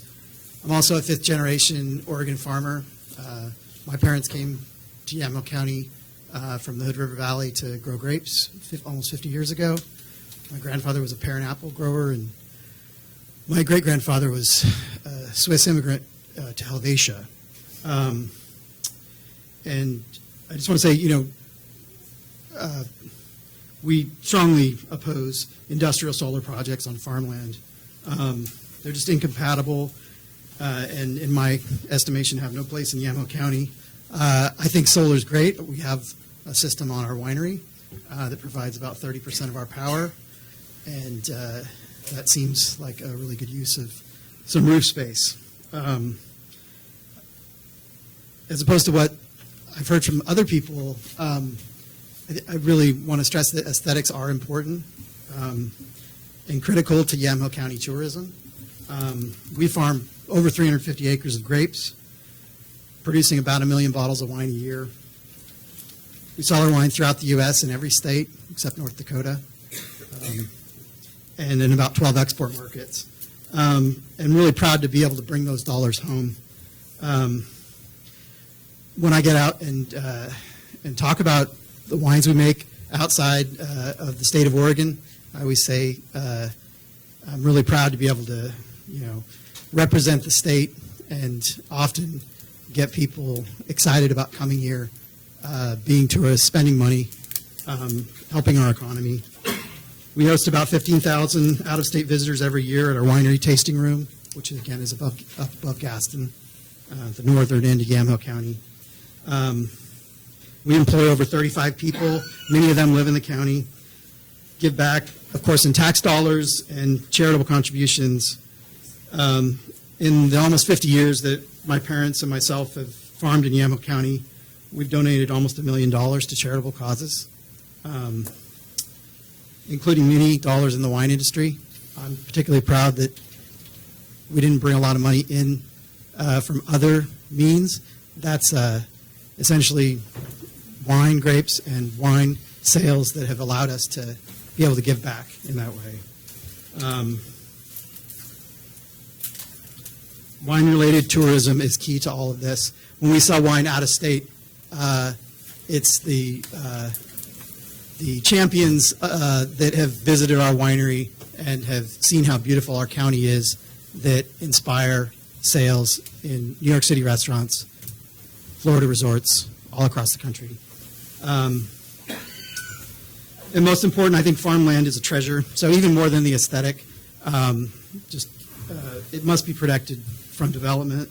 It's the only way that my family, as not bringing a lot of outside resources into the wine industry, was able to afford to buy ground. Since I took over from my parents, we've purchased about 500 acres of grape ground and planted about half of that. There's no way I could do that if I was competing with housing developments or, frankly, industrial solar projects on farm ground. I also farm a 68-acre site just north of the proposed site.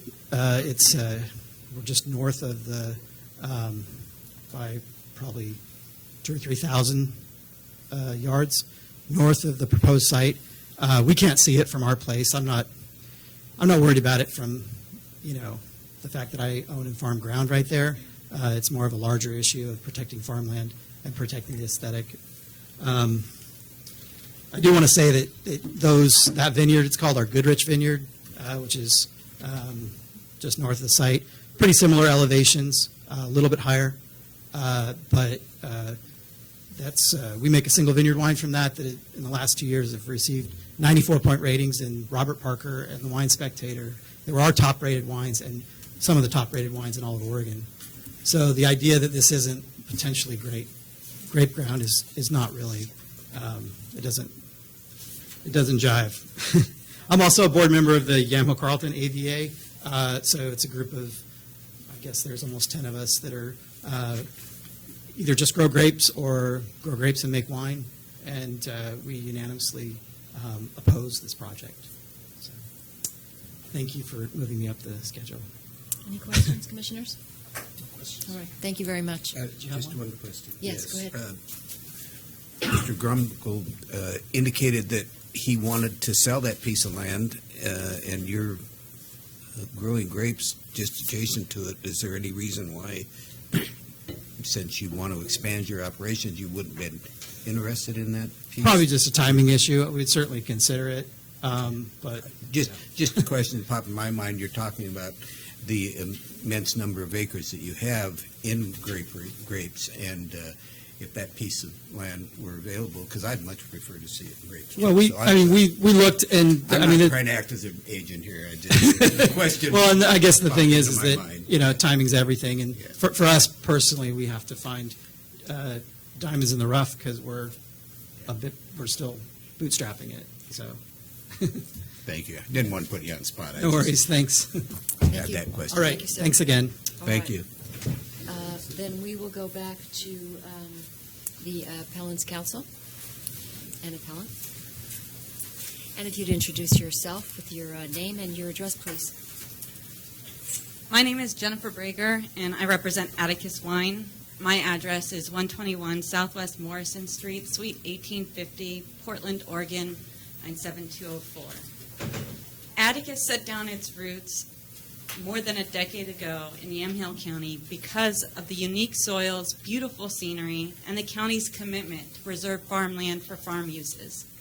Atticus is located at 20501 Northwest Russell Creek Road, uphill and adjacent to the subject property.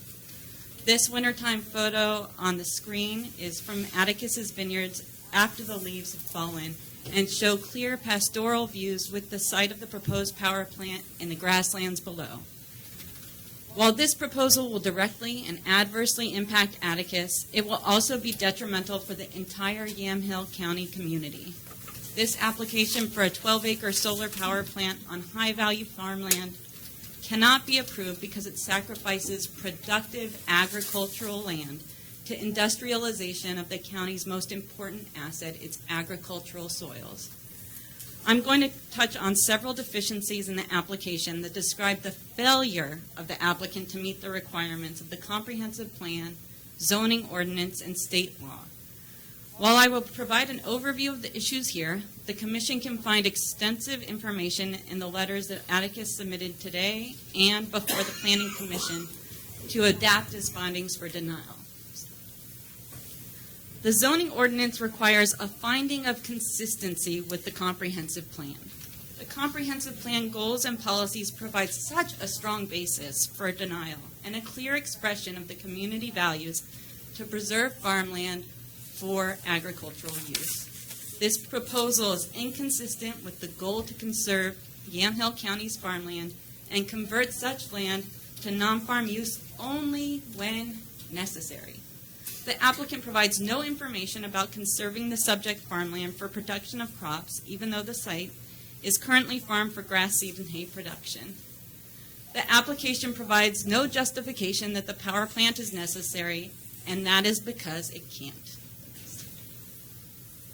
PGE is the purchaser of the power for the proposed power plant, but its own data and reports in the Oregonian show that PGE has met its renewable energy mandates for at least the next 12 years.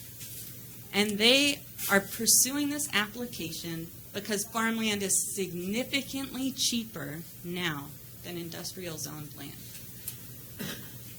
Buried in the appendices of PGE's 868-page integrated resource plan are market data showing the difference in cost between fixed ground tilt-up panels proposed here and commercial industrial rooftops. You heard it's twice as much, but it's not. Look at the data. It's less than twice as much now. But over time, the price falls. And as the IRP states, the cost will plateau in another 7 years, and commercial and industrial installations will be much more competitive with the high-value farmland subject to this application. The data does not say that development of solar in industrial and commercial areas can't pencil out. Make no mistake, solar facilities are industrial uses on farmland, and LUBA held as much in 1,000 Friends versus Jackson County, decided in October of last year. The applicant would have you believe that just because state law says that solar facilities may be located on high-value farmland, that the county must approve this proposal. However, that is an incorrect premise because as a may use under state law, the county can and has adopted conditional use criteria that must be met.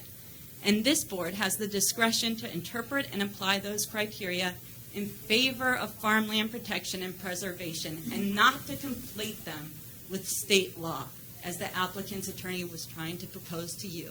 You have independent language, you have specific language, and express language, and it is not an adoption of state law. It is your own county code.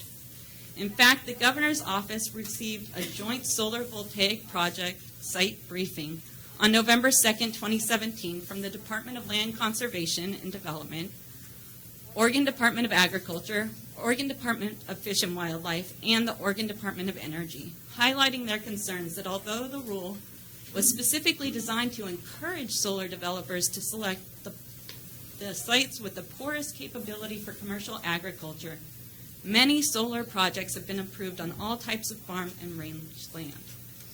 The briefing continues. What was not anticipated when these thresholds were established was the proliferation of solar PV projects on less than 100 acres located on high value or productive farm ground. By creating serial solar PV projects, a developer may also avoid having to go through the goal exceptions process previously described in the memo. Thus, when you look at what is happening with the industrialization of Yamhill County's high-value farmland, you should be concerned. Atticus is not asking for a cumulative impacts analysis under Stop the Dump state law analysis. Those cases don't say that your conditional use criteria are foreclosed from being interpretive to say no to this project. That was purely about state law and the cost and increase, substantial change increased cost section of the code, not the rest of the zoning ordinance. So Atticus is asking for consideration of the county's comprehensive plan goals and policies and balancing those local provisions in favor of farmland protection to stop this industrialization process. The total acreage of approved and pending solar projects in Yamhill County amounts to approximately 117.3 acres. All of the projects occur on high-value farmland. 70% of them are being brought forward by Cypress Creek and its related TLS capital and including this applicant. On high-value farmland, the limit before the statewide planning goals exception process is triggered is 12 acres. It is apparent that solar developers take advantage of these rules by filing separate applications for 12-acre facilities that really operate as a single solar facility within the county to avoid the exception process. The conditional use review at the local level with an examination of this project's impacts at this location on this record shows that the county can draw the line and balance the comprehensive plan goals and policies in favor of farmland protection. There is no reason to rush forward and sacrifice today's high-value, productive farmland in favor of industrialization. Atticus has written extensively with specific findings to show that at least 7 comprehensive goal statements and 9 policies require balancing by the decision maker, ranging from economic and agricultural land protection goals and policies to rural area and character protections that all balance in favor of farmland protection. This is not the time to sacrifice large blocks of farmland, such as this over 20-acre site for an industrial power plant. The proposal interferes with farm uses, including Atticus and other farmers who rely on the aesthetic qualities of Yamhill's rural areas to attract clients and visitors who support the farm uses.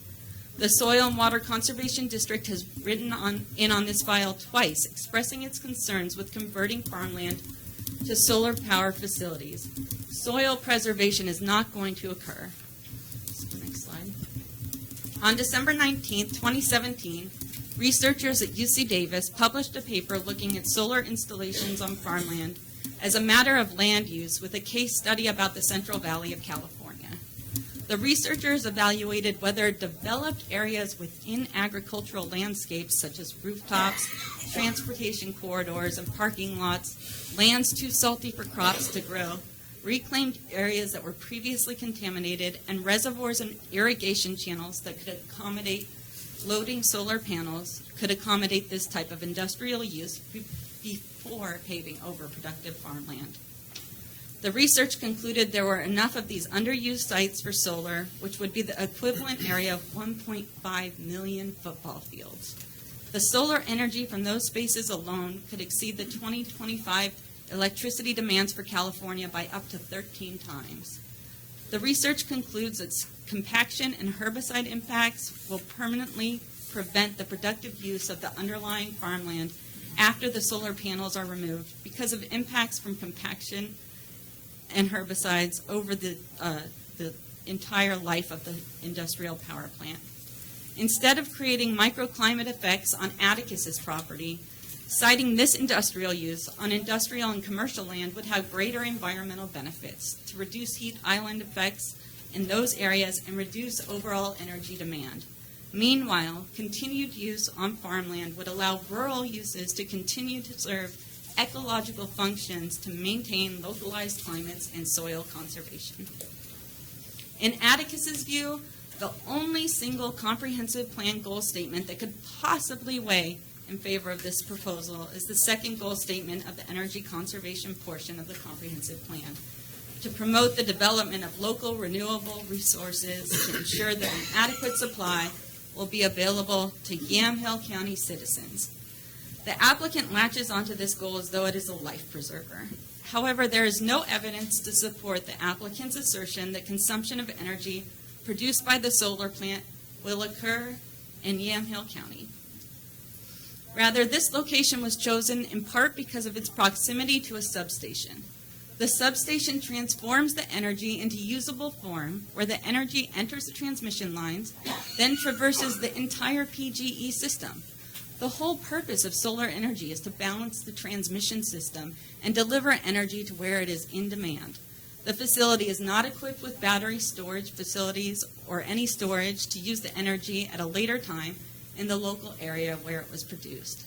Thus, the energy is put to use immediately as it is fed into the large transmission lines that distribute across PGE's entire system. A simplified image of transmission from a power plant shows the various steps the solar energy traverses from power generation, and you could just put solar panels where the power plant is on this photo, through the substation and into the large transmission lines across the system to an end user. The applicant submitted comments from a PGE customer generation specialist about end use of the solar energy from this proposal. But those comments rely on code words without providing any explanation or data to support the assertions that the energy would or could be kept within Yamhill County. But there is no way to assure that this energy source will be available to Yamhill County citizens. Rather, as explained in the letters submitted and other testimony, the energy produced here is returned to the grid and shipped out to high-demand areas across the Northwest and into California. Even if it were the case that energy could be kept local, there is no showing that the solar facility should be allowed in the face of other goals and policies of the comprehensive plan to protect farmland for farm use. The applicant makes an apples to oranges comparison to claim that since some wineries choose to have small-scale solar installations, such a decision supports this industrial plant. But as Atticus shows, all of those small-scale solar projects show that all those installations would fit well within a small portion of the total 12 acres proposed here. Moreover, the King Estates example that the applicant keeps relying on involved only a mere 4-acre solar facility out of 1,000 acres of production. On balance, the comprehensive plan goals and policies support preservation of farmland instead of for-profit energy production to be used by people across the state or out of state to fuel their insatiable appetite for cheap energy at the cost of Yamhill County's farmland. So let's turn now to other aspects of the conditional use criteria. The applicant would have you believe that the criteria under sections 1202D and F are meaningless by citing to the Stop the Dump case. But applicant's counsel is conflating the increased cost substantial change argument with these independent approval criteria under 1202D and F that specifically talk to character and compatibility. Under these sections, a conditional use cannot be approved unless the applicant demonstrates that the proposed use will not alter the character of the surrounding area in a way that limits the uses of the surrounding properties or cannot be made compatible with vicinity uses or other allowable uses. Subsection F specifically refers to the use is or can be made compatible with existing and other allowable uses in the area. So not every use has to be in place today. There's a whole lot of reasons why farmers do what they do and on the schedule that they do it. And so we want to preserve the farmland to be able to continue to make those choices. So when the diamond in the rough shows up or when it makes sense to expand, there's actually land available to do so. The applicant failed to meet these criteria because the application describes the location of the project and the surrounding uses, but only summarily concludes that no adverse impacts will occur.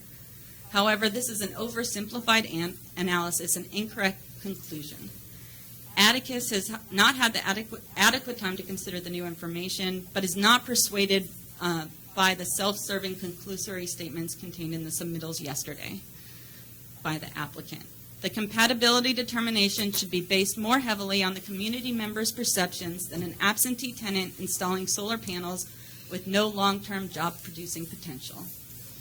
The 27.8 acre tract of EFU land is immediately reduced by almost half for a power plant and will alter the rural active community, active farming character of the surrounding properties by urbanizing and industrializing this area. Atticus will lose future opportunities to expand its business because the conversion of farmland to a power plant alters the marketability of Atticus's products and its land, as well as adversely affecting its ability to attract clients expecting pastoral scenery. Other surrounding farms may suffer the same fate. The proposed power plant diminishes the amount of farmland in the surrounding area and reduces the availability of large blocks of agricultural land for agricultural uses.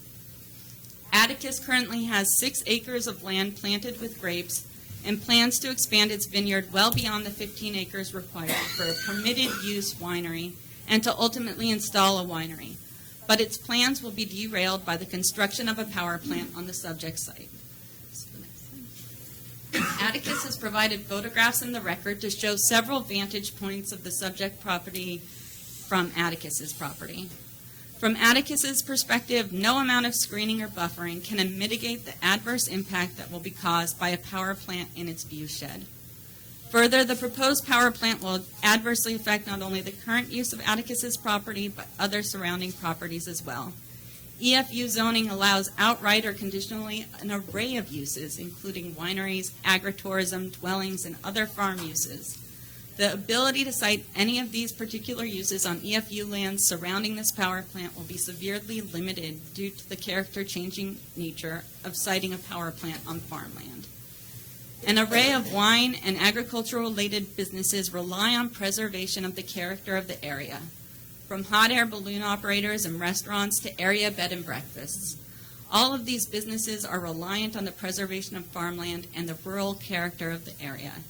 Industrialization as proposed here should not be allowed in Yamhill County, especially when visual impacts from the ground, surrounding properties, and the air cannot be mitigated. Again, the conditional use criteria require consideration of allowable uses and provide a mechanism for this board to protect farm and farm-reliant uses, not to allow industrialization of farmland as requested by the applicant. Let's now take a look at how this application violates state law. The applicant must show that the proposed use will not force a significant change and add a significant cost increase to accepted farming practices. This will be impossible for the applicant to show. The application, again, merely identifies the kinds of farms that exist in the area and summarily concludes that no significant change to farming practice or increase in cost will occur, and makes no determination of the types of farm practices that occur on these farmlands. In addition, the application must include analysis of the impact from the power plant on the subject property itself, and some of the questions from the commissioners touched on this. The power plant will have adverse impacts, including soil compaction resulting from construction traffic and construction activities that will significantly alter farming practices and increase costs on the subject property itself and surrounding properties. Despite a soil compaction report that was submitted less than 24 hours ago, the applicant has not addressed the new UC Davis research included in this submittal. The record does contain some information about construction at the Mill Creek site, and the construction traffic resulted in severe soil compaction and damage to the surrounding area, despite promises to keep trucks on roadways required of the developer through conditions of approval.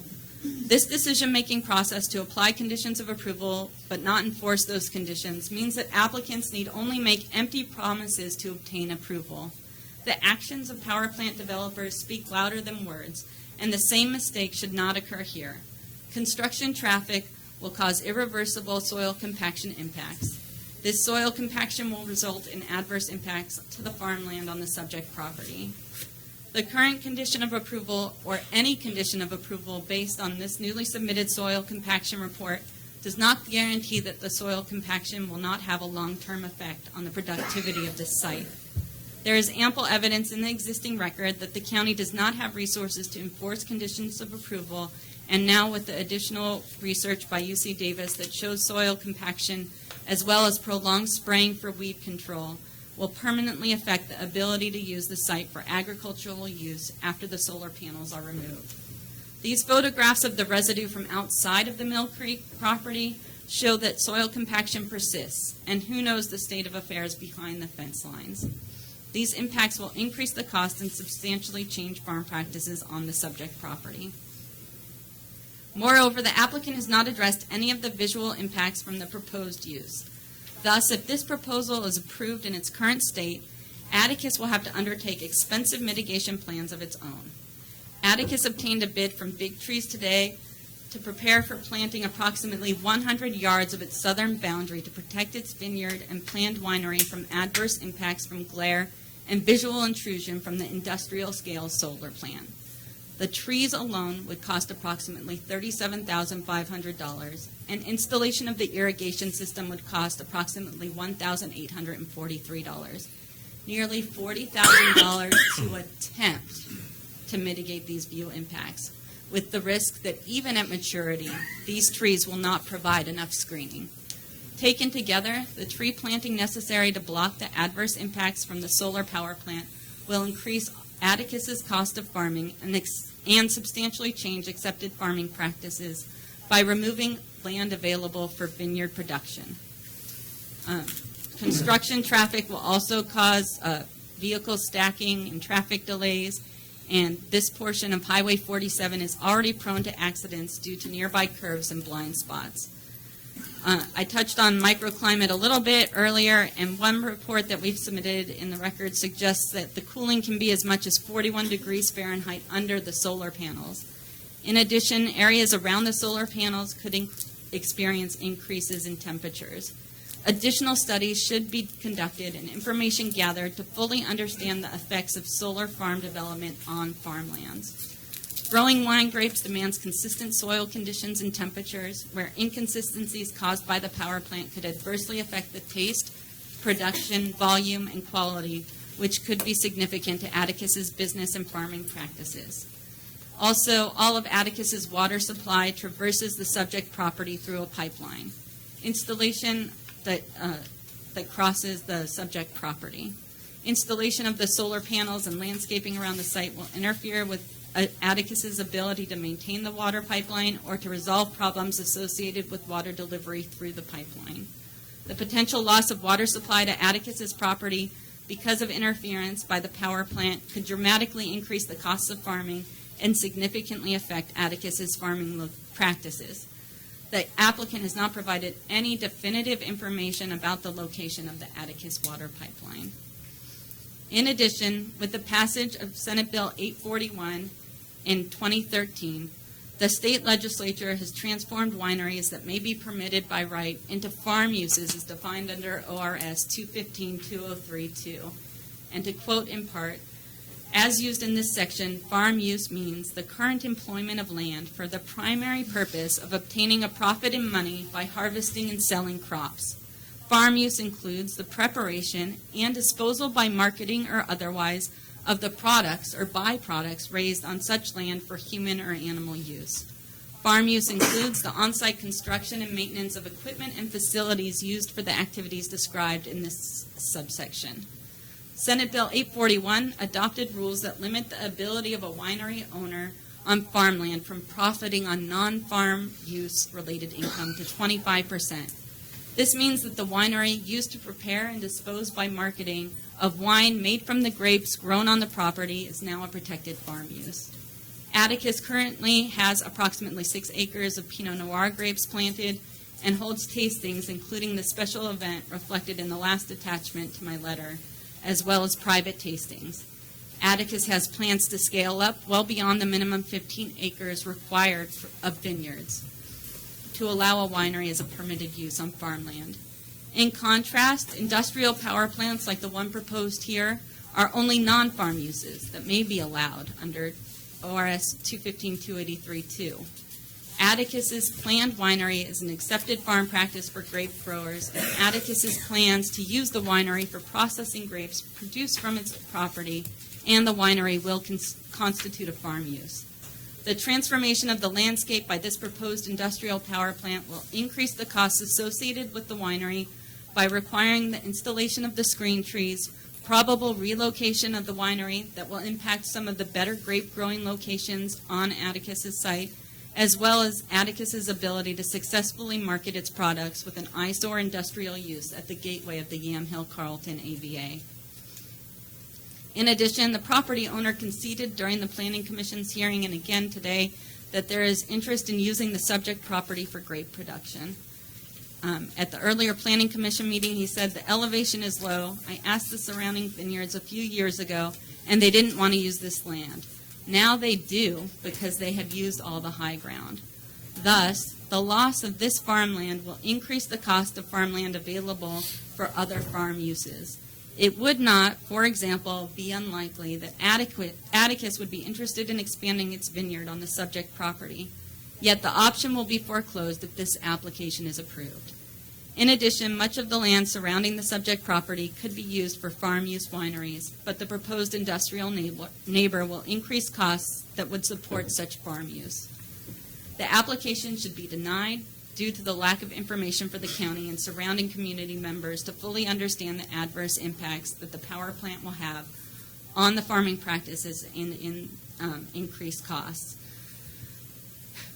So we also need to consider those direct state regulations that apply to solar facilities, the ones that trigger exceptions, and Atticus just described that it will have to use up some of its property to install trees. Its property is located on high-value farmland. This additional loss of farmland pushes the project over the 12-acre minimum by taking away Atticus's land both for the tree planting and also the shaded area where vineyards will not be able to be produced and will require a goal exception under 660-033-0130-38F. Alternatively, and as described in detail in our letters, 38G describes that the proposed power plant cannot result in a commercial agricultural enterprise of less than 20 acres, and the power plant cannot be approved because it will leave less than 15.8 acres for agricultural production. I'm getting there. I know it's been a long morning. So we'll talk a little bit about the site development, and again, the applicant has an inability to satisfy the site development criteria, and these criteria counsel toward denial. So under Section 1102.2A of the code, the county has to consider economic factors. The applicant gives this factor short shrift. The applicant provides information only on the limited, short-duration employment opportunities associated with construction of the power plant and the tax revenue that the proposed development could generate. But the applicant has not considered any of the following. Atticus purchased the land that holds its vineyards as an investment to grow wine grapes and produce wine from its crops. The power plant, with its adverse aesthetic impact, will impact and immediately diminish the value of Atticus's property, as well as impact the farmland for viticulture as a result of potential site impacts that I've just described. Allowing the replacement of farmland for solar panel leasing alters the marketability of the wine country and the related value of the Yamhill Carlton AVA rating.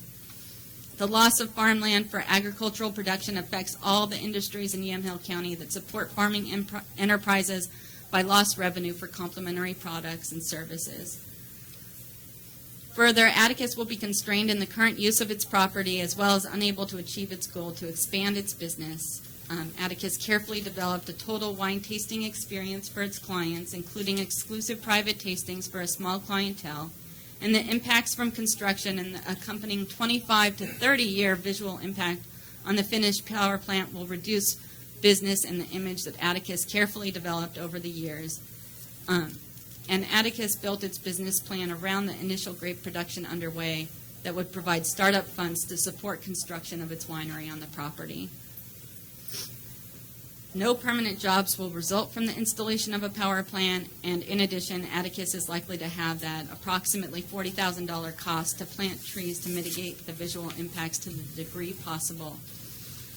The tree mitigation is a direct cost that should result in the power plant being prohibited as violating Section 40207 of A of the code, but at a minimum should be borne by the applicant under YCZO 110102A4. The conversion of farmland away from agricultural enterprises cannot be sanctioned because of the domino of adverse economic impacts to viticulture suppliers and others committed to the wine industry and the visitors who further support Oregon's agricultural culture. In addition, the site development plan has to be analyzed for the ability of the applicant to adequately address noise and visual buffering under 110102A4. And the applicant states that the construction of the proposed solar farm on the subject property will be during typical daytime hours of 7 a.m. to 10 p.m. But the construction hours are not daytime hours and are completely unreasonable.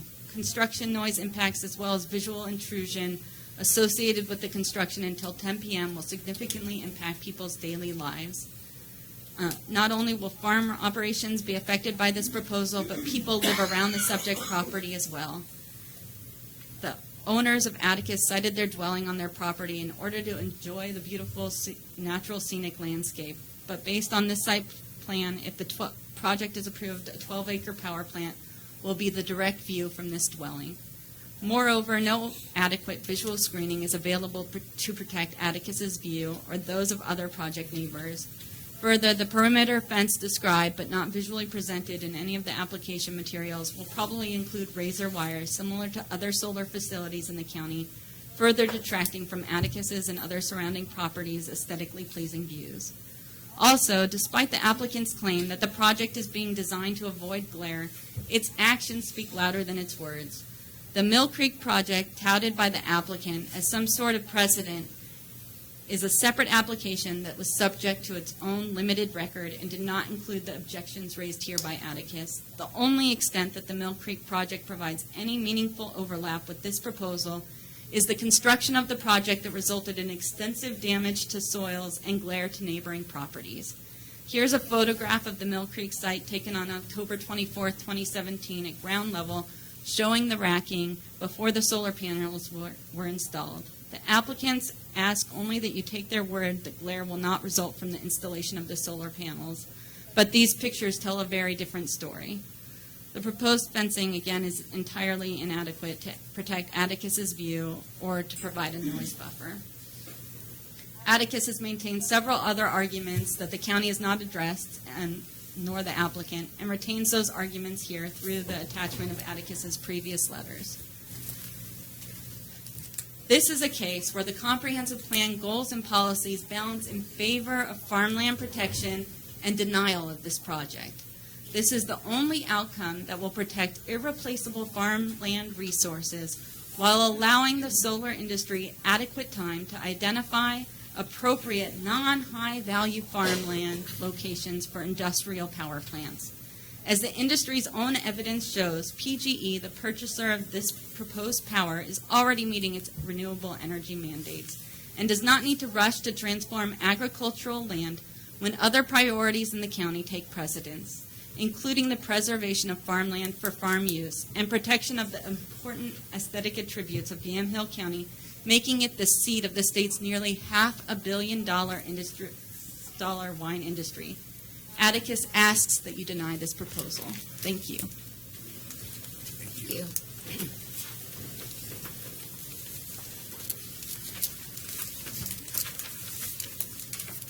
Commissioners, any questions? I'll let Commissioner Olson go Commissioner first. Olson?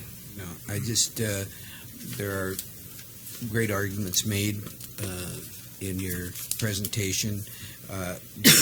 One of the things that keeps coming back to me, just as the case being made, the landowner bought the land, developed the land with a specific purpose in mind, and should have rights to pursue those desires and that. But I'm also torn by the landowner of this land who certainly has given his life to the land and wants to preserve it for the family. Obviously, his son is not interested in continuing that farming operation, but so it is conflicting in this position to look at what are that landowner's rights compared to the adjacent landowner's rights. So that your points are well taken and well made, and I just appreciate you bringing forward those areas that are certainly worth applying as we look at this overall project. So thank you very much. Thank you. I appreciate the difficult position you stand in, but I think that when you try to take the emotion out of some of this, you absolutely. can certainly rely on your code to make the right decision. I do have a question for the applicant, or the appellant, rather, sorry. The comment was made that that the appellant is unable to expand now, to expand an existing or growing enterprise. The property was for sale. The property was not for sale? So it may have been for sale at that point in time.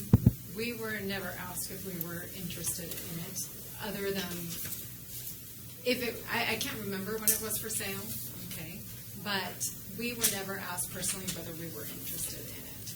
On the record, there is a personal letter that I wrote in which you could take it as a soft offer, that we would have been willing to purchase that property rather than to go through the nightmare that we are going.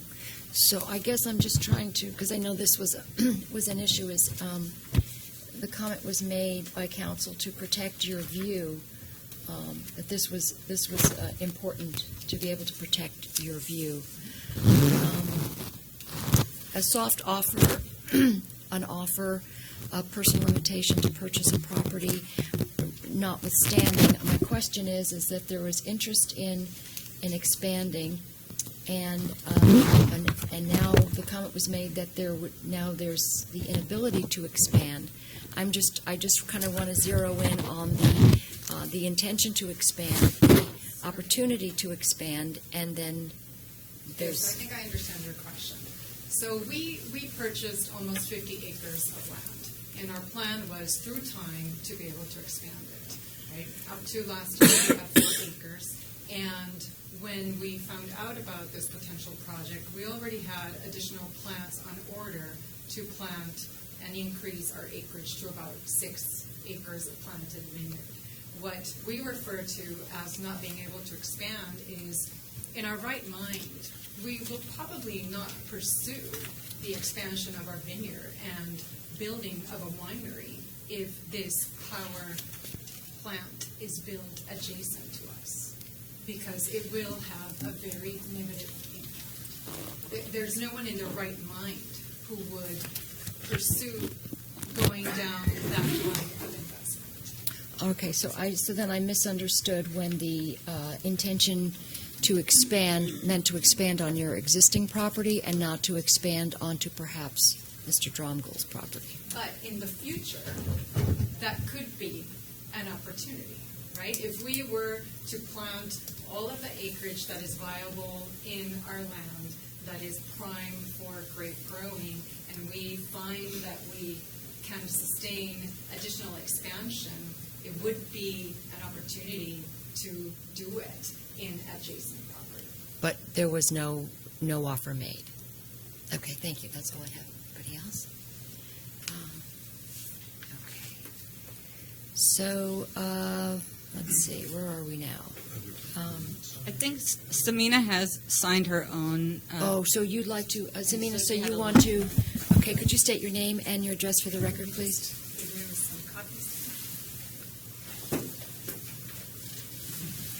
Thank you.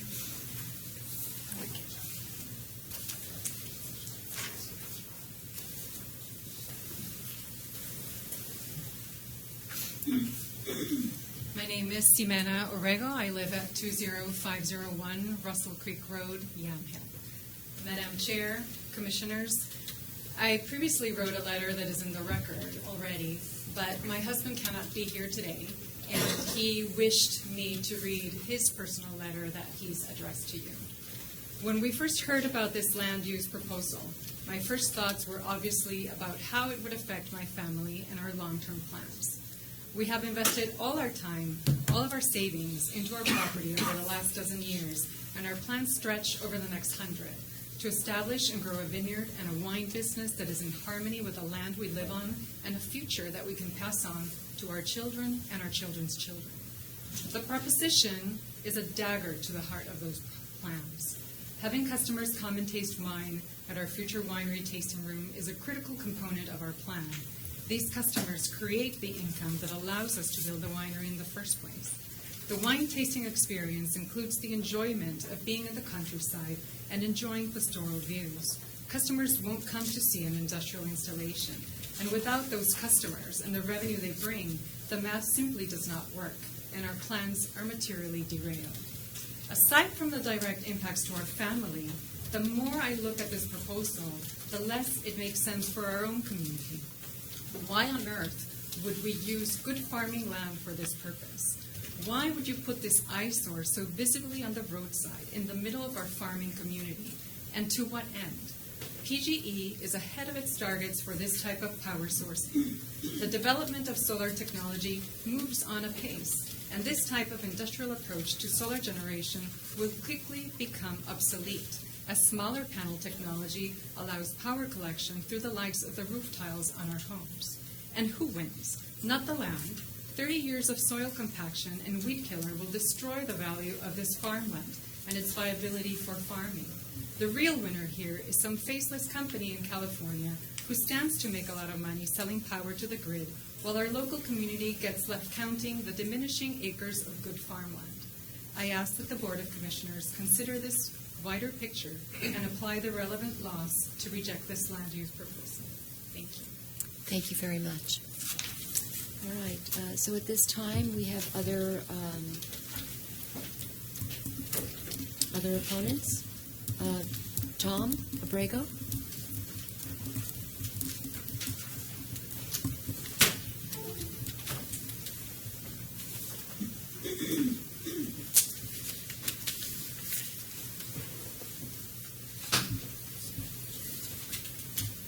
Good afternoon, Chair, Commissioners.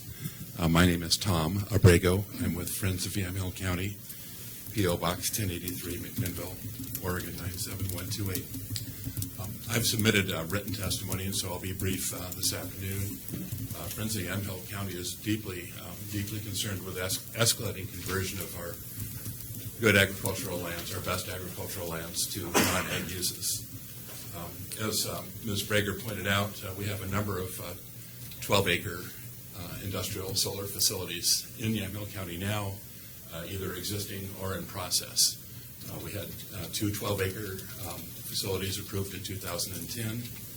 2016, we had two more. Last year in 2017, we had six, and the three have been approved. We have today's situation, and we have two that yet to be heard.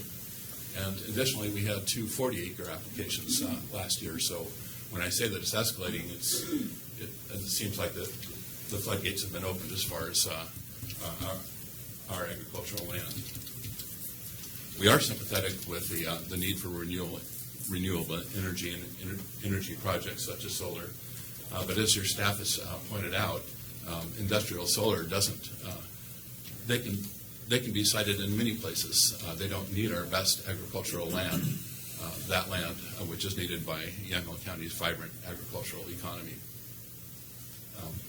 And as the Planning Commission Commissioner Brett Veach pointed out when he voted no on this at the Planning Commission, is that we only have a finite amount of ag land left in the county, and once it's gone, it's gone. This use is not consistent with the Yamhill County Comp Plan, as Ms. Brager pointed out in Section 2 related to the preservation of our agricultural land. And for that reason, we respectfully ask that you deny this application. I also have a couple comments regarding Mr. Hall's response to questions about soil compaction and even herbicide use. If you look at the application, the applicant will often refer to best practices. They won't say what they're going to do. They don't say what they're going to do for weed mitigation, other than planting grass. If you look at one of the existing 12-acre industrial solar facilities in the county, during the summer, you'll see that herbicides are how they control weeds. We don't know what herbicides they're using. We don't know the cumulative effect of them. We don't know how this will leave the soil when the project is completed and if it's ever decommissioned. And secondly is the issue of soil compaction, not only where the panels are, but on the surrounding lands. And you've received testimony from neighbors on the Mill Creek project, which is a project that you approved last year, that there's been significant issues regarding soil compaction, traffic safety, and to their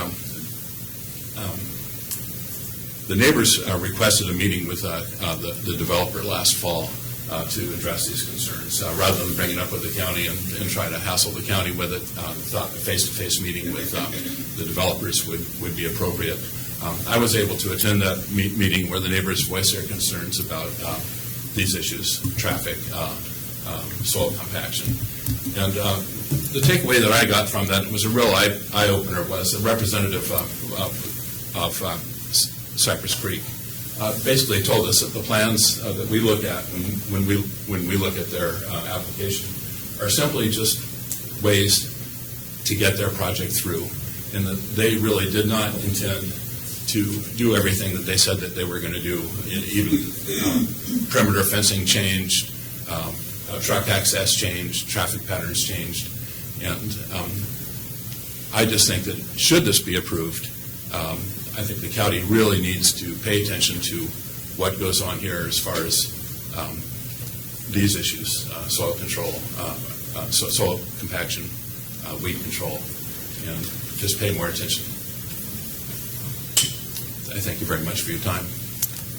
Thank you very much. Scott? Scholl?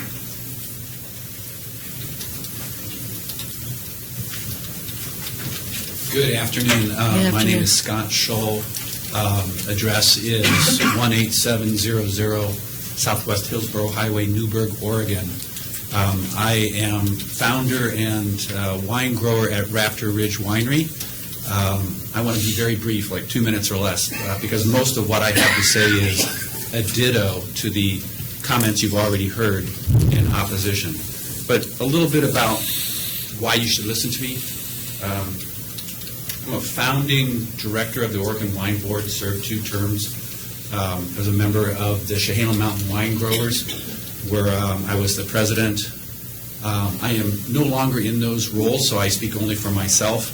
But I've been around Oregon growing wine grapes for nearly 30 years now. I buy in more fruit than I grow myself. Most of the fruit I buy is from Yamhill County. I also farm several acres in Washington County and Yamhill County as well.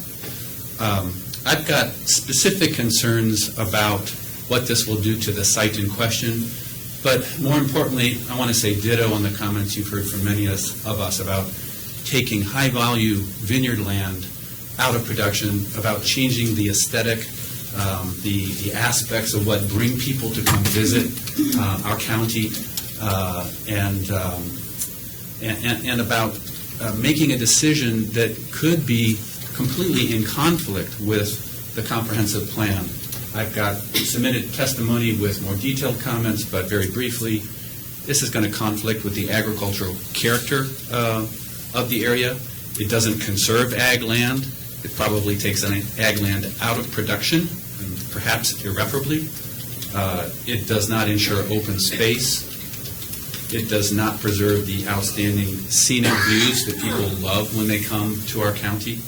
And then you've just recently heard comments about weed control. One of the biggest issues that wine growers face as we share the agricultural space is how can we control weeds in a way that doesn't result in herbicide drift. Maybe you know wine grapes are exceedingly sensitive to the kind of herbicides that get used for this sort of weed control. Any kind of drift can decimate a crop, not only for one vintage, but perhaps take it out of production. So that's one big concern. I have bought wine grapes from some of the people that testified here already. I purchased wine grapes from Goodrich Vineyard that Adam Campbell spoke of, so in that area. I currently purchase wine grapes from Atticus Vineyard.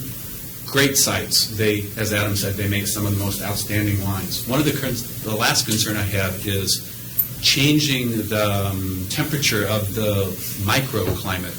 Pinot Noir wine grapes are, like no other, very sensitive to the climate in which they're grown. It's why so many people have come here to develop the wine industry. They like a cool climate. There are peer-reviewed scientific studies that show that industrial-scale photovoltaic can increase the temperature of the surroundings by as much as 4 degrees centigrade, so almost 8 degrees. And that shift happens often at nighttime. These diurnal swings, the warm, gently warming days, but the cool nights are really important to growing high-quality wine grapes. So if you put anything in that area that shifts the microclimate, you're shifting the personality of the vineyard. The long-term effect of this is all new days, right? Photovoltaics, cohabitating with agriculture, but I have real concerns about the shift of the ecosystem from wine grapes that I currently buy. So those are my 6 points. Conflict of ag character, does not conserve ag land, does not ensure open space, does not preserve outstanding scenic views, weed control and herbicide drift, and heat unit accumulation. Thanks for your time. Thank you very much. Thank you very much. Mr. Friedman?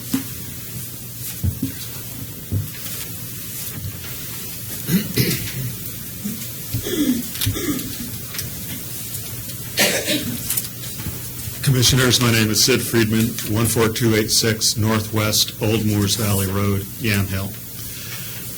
Commissioner Primozic, I believe all of you to some extent have been wondering how you balance the competing interests that are before you in this application. And I would suggest that it's important to step back from the individual personalities involved and instead look at the broader picture here in Yamhill County. And I think your staff report does a good job of doing that.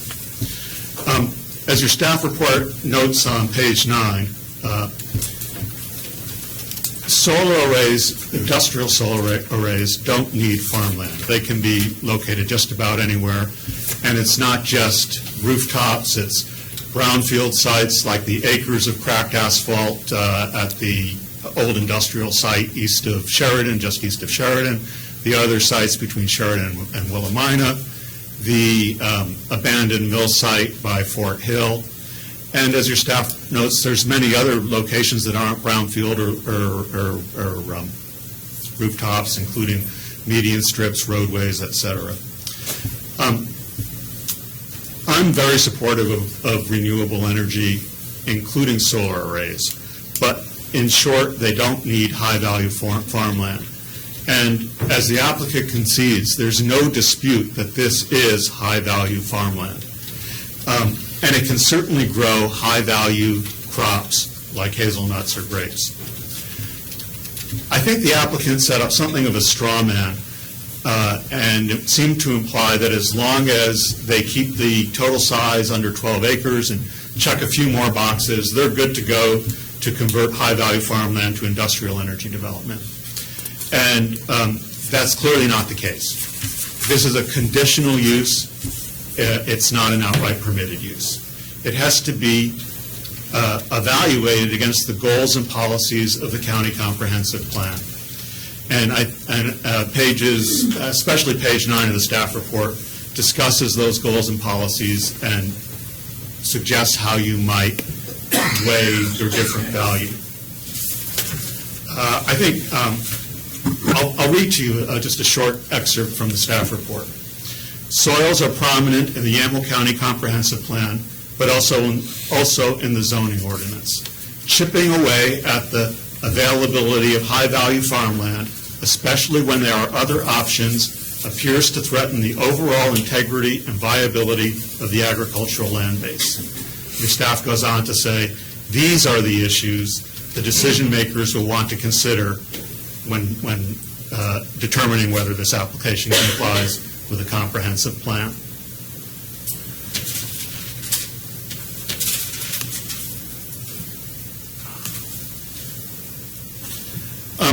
As Ms. Bregar said when speaking on behalf of Atticus, the applicant latches on to the energy goal in the comprehensive plan like a life preserver. But I think that reliance is misplaced.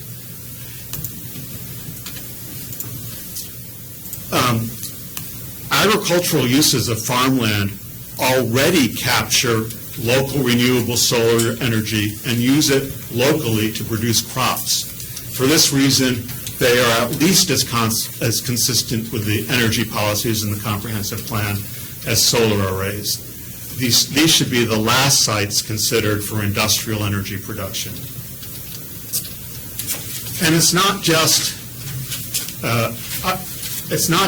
the agricultural preservation goals that argue against conversion to industrial energy production.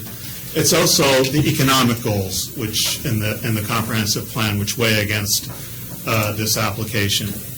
The applicant concedes that there's no rate benefit to local ratepayers from the project. They concede that there's going to be less than one full-time, at one FTE equivalent job associated with its ongoing operation, and there's at best $15,000 in tax revenue to the county. These meager benefits are dwarfed by the economic benefits of Elk Cove Vineyard, Atticus Vineyard, Raptor Ridge, not to mention the overall economic benefits produced by the larger AVA. And all of these entities have testified to the economic costs of this industrial conversion, as have many others, and their testimony is in the record. Your staff lists 4 solid reasons to deny this application on pages 14 and 15 of the staff report. And I urge you to give those careful consideration and to deny the application. One final aside before I ask if there's any questions. Aluminum, even at non-toxic levels, when it builds up in the soil, can affect soil productivity, even if it's not toxic. So just want to bring that up. If there's any questions, I'll give them a shot. Thank you. Any questions, Commissioners? No. Thank you, Sid. All right. Thank you. Thank you, Mr. Friedman. Jane Baer.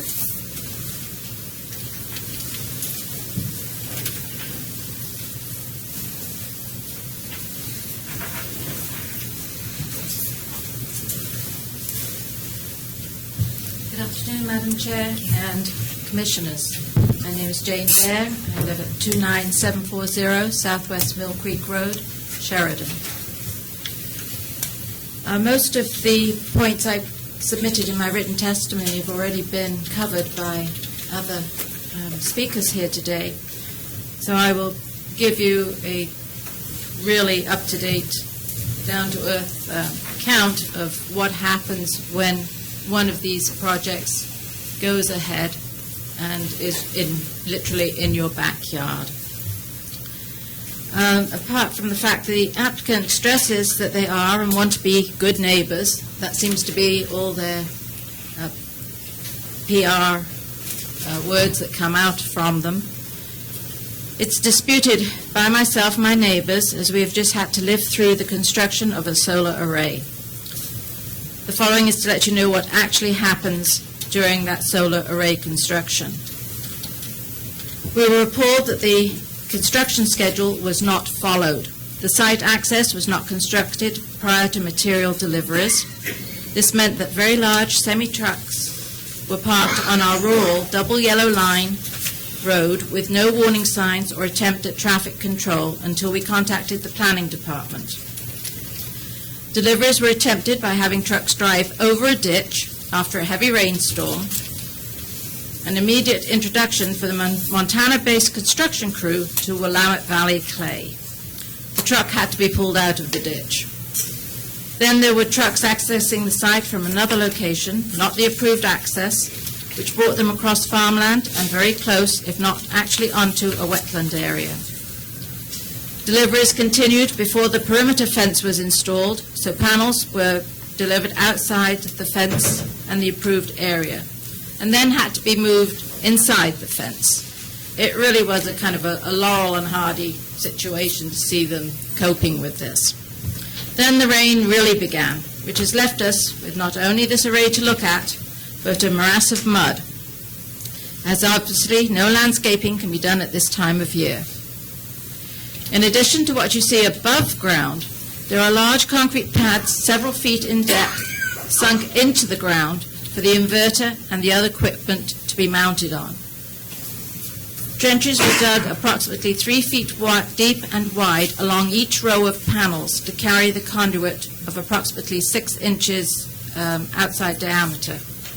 And there is still a very large bank of topsoil outside the control area. During the construction process, we had a number of contacts with representatives from Cypress Creek Renewables, including the on-site meeting that was mentioned prior. A number of questions were asked, and several have never been answered. The stock response was, "Give me a few days to get back to you."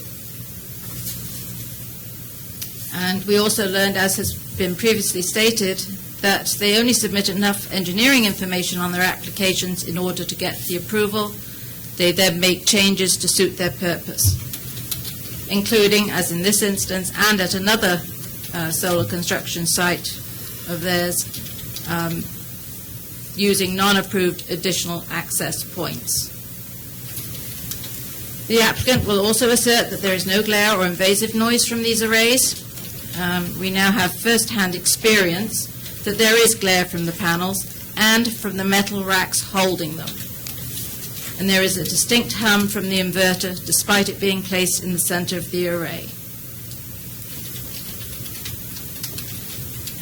I realize and understand that the applicant has met all the legal criteria required, but ask that the board take into account all the other factors pertaining to this application, and in so doing come to the conclusion that this application should be denied. If you find there is no choice but to approve this application, I would ask that the following be added to the permit conditions. Construction hours be from 7 a.m. to 7 p.m., with no deliveries before or after those hours.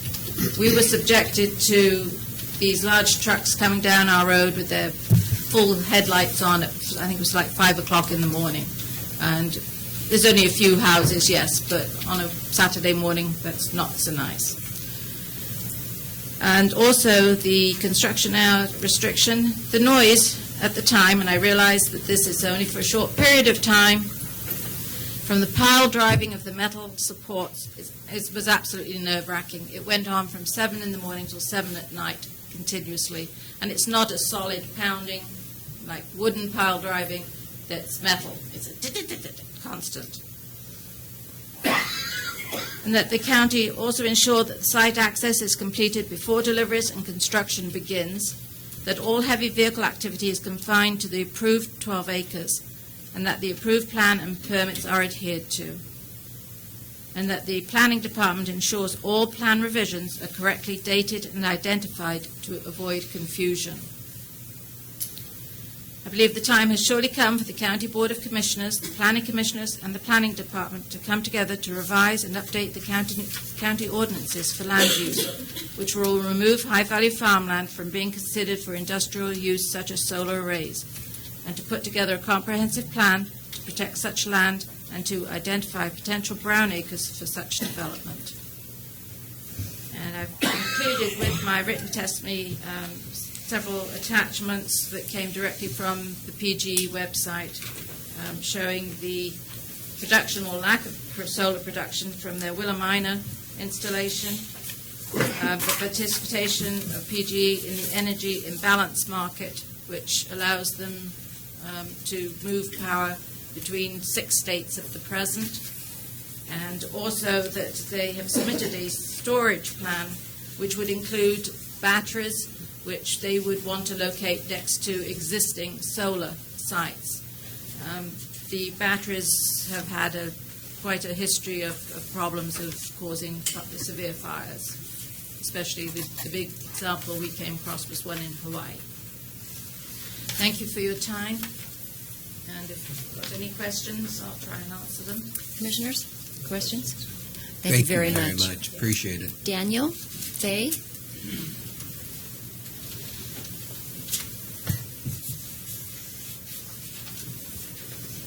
My name is Daniel Fay. I live on 11496 Northwest Pike Road in Yamhill. I came here 20 years ago from Switzerland, beautiful country, to another beautiful area. It also allows me to make a living in growing grapes. I work for a vineyard management company. We're farming about 2,500 acres here in the valley, among other vineyards, Atticus. I can tell you that thrift is a real issue, herbicide thrift. The applicant did not explain how they intend to control weeds. I've seen legal issues coming out of that.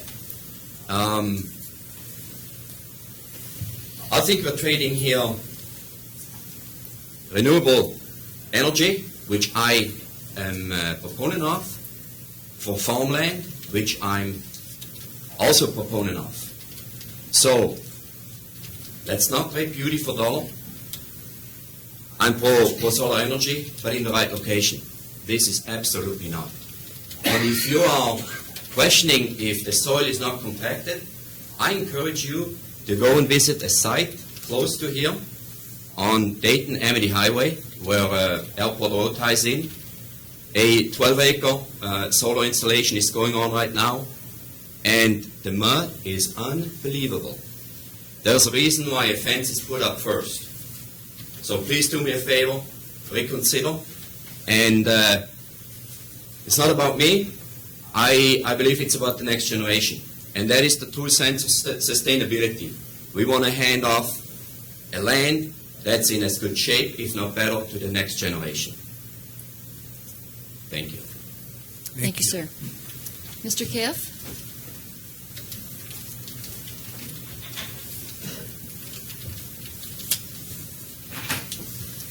Hello, Commissioners. I'm Joel Kiff. I live at 13546 Willis Road in McMinnville. I'm also the president of the Yamhill Carlton Wine Growers Association. And as Adam Campbell mentioned, our board discussed the issue of this installation, and we're unanimously disappointed that it's coming about.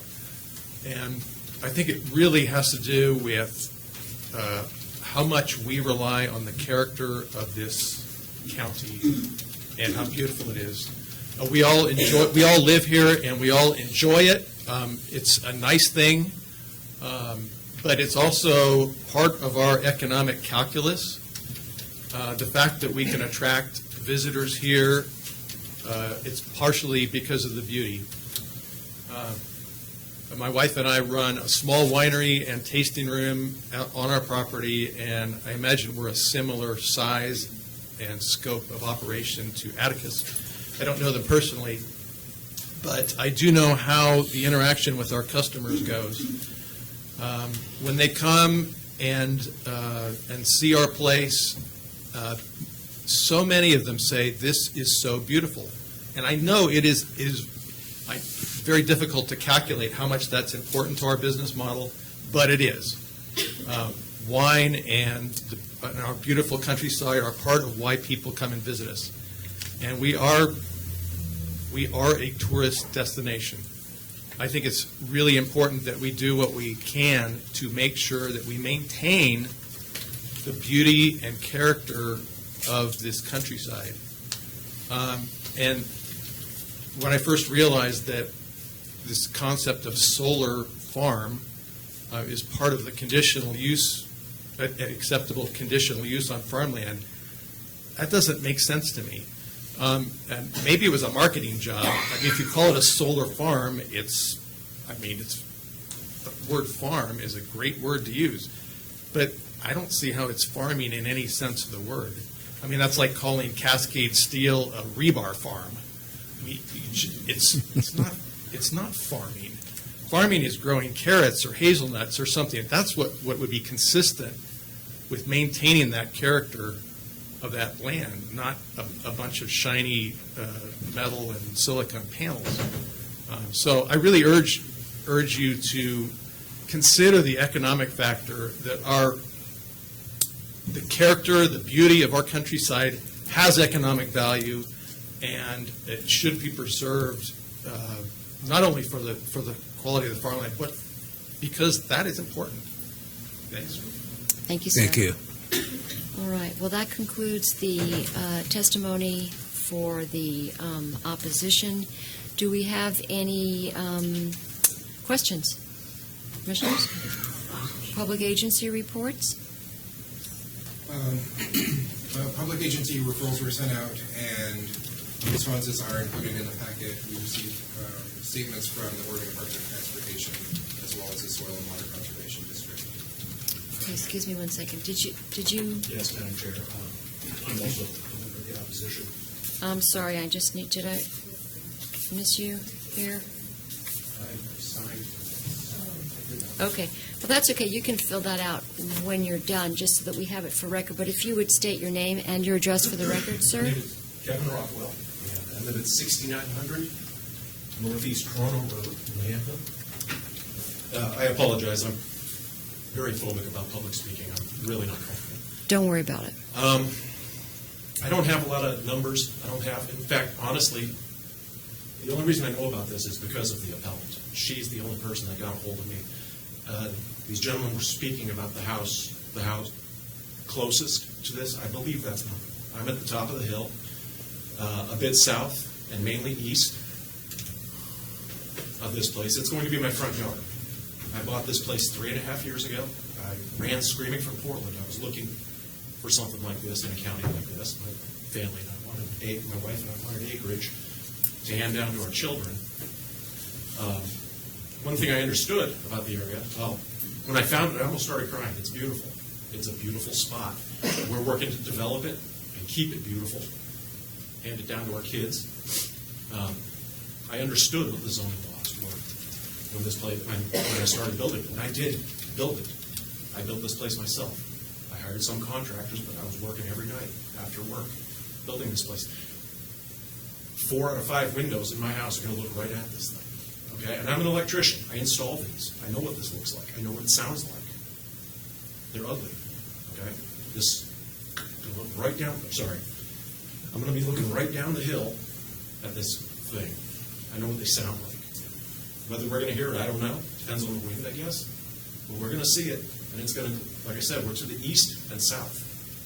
These arrays face south. There will be glare, and it will be right at us. Nobody's come to talk to me. Anybody who's looked at this property knows they can look right at my house and the house of the Blazing Games. My next door neighbors who unfortunately aren't here, but they don't know.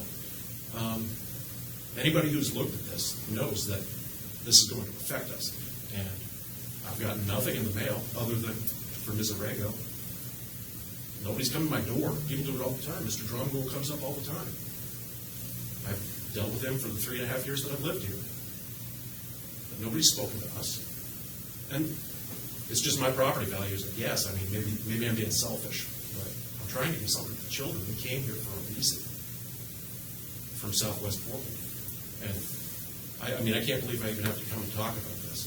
It's unfortunate, but I respectfully request that you deny this application. Please. We've got an industry here. We don't need this. That's all I have. I'm sorry. Thank you, sir. Thank you Appreciate very it. much. Thank you. I'm sorry, Lance, did you finish the public agency reports? Yes, we sent referrals out to state agencies, which is listed in the staff report. We received notification back from the Oregon Department of Transportation and Soil and Water Conservation District, and their statements can be found in the record as well. All right, thank you very much. Rebuttal by the applicant?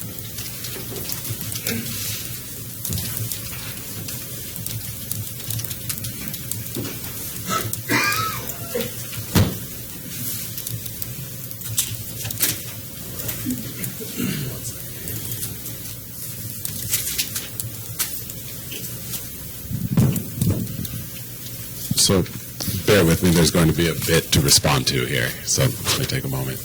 But I'd like to start out by really focusing the commission on what you heard and what you didn't hear. And let's start with what you did not hear. Let's start with what you did not hear. You did not hear any site-specific concerns with this project, other than it can be seen from adjacent properties. What you did hear that might be characterized as a concern or impact to a farming operation was a discussion about a research paper that mentions the words microclimates and heat island effect. We had this very same discussion with your planning commission. And your planning commission came to the correct conclusion, and the correct conclusion was that that paper does not represent any evidence of any impact outside of the fenced area of the proposed facility. What that paper was a study from a professor at the University of Arizona who went and measured ambient temperatures immediately above and immediately below a solar facility that was in the middle of the Arizona desert.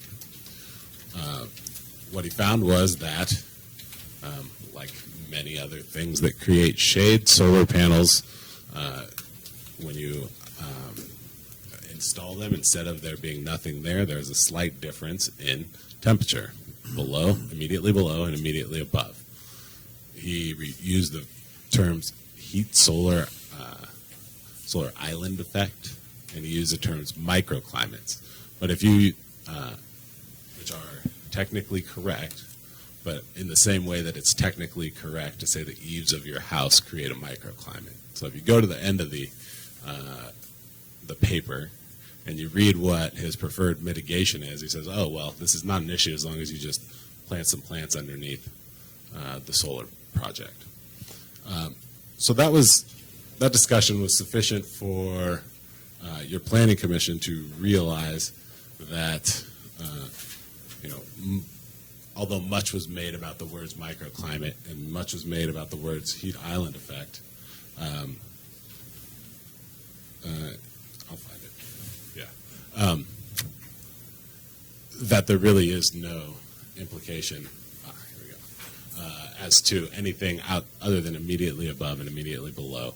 And there certainly is no implication as to the growth of grapes at an elevation of 30 feet and over 500 feet away. So, not wanting to rest on our laurels, we reached out to Mr. Greg Barron Gafford, the professor who wrote the paper, and asked him, hey, are we reading this correctly? Is our understanding correct? Or, we've got somebody saying that this is going to impact their vineyard. We read that it won't. Is that the actual situation?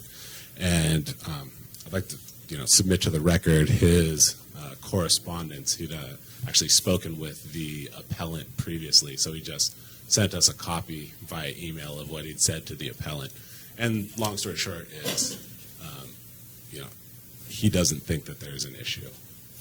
He said, as long as you're planting things under there, it's fine. And even if you're not, there's no impact at any sort of distance or anywhere other than immediately below the solar panels. So I've got two copies of that if you want to go on the record and pass one around. So when you hear heat island effect and when you hear microclimates, that's what's being discussed. The rest of this, so I think that's somewhat of a red herring. The rest of this is, and it's been said in many ways, but it's really boils down to folks don't want to look at this. And it doesn't have to do with this particular site other than that is what drives the lineup of folks who are saying that they're going to have to look at this and don't want to. And it doesn't, there's nothing that forces anyone to change any of their farming practices. You've not heard that here today. You've heard someone say that they might choose to not expand something, not create a future use. You've heard someone say they might choose to plant a row of trees or multiple rows of trees so that they don't have to see something. You've not heard anything that can be characterized as an impact from this proposed project that causes a change or increased cost in current practices. Those are all subjective decisions that people can make, and people can rightly make that, and they might be correct when they're concerns. But again, these are hypothetical uses. These are potential impacts to future actions that folks have not undertaken yet but have planned. So those are not what are protected under the county's conditional use standards. So with that premises, I'd like to go through and speak to some of the specifics of what opponents have said here.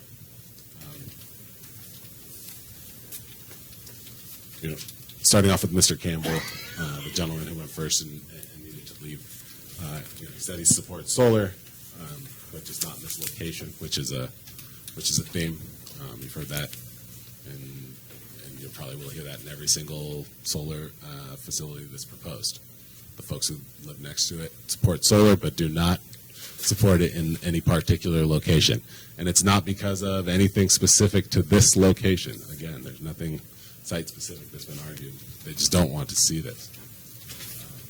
Again, Mr. Campbell said the most important things are aesthetics. And he said that tourism and bringing folks to wineries rely on aesthetics. And he's more of a subject matter expert in that than I am. However, the proposed or the potential perception of future customers is not the type of impact which is protected underneath, protected by the conditional use standards of the county in this county-based process, in this standards-based process.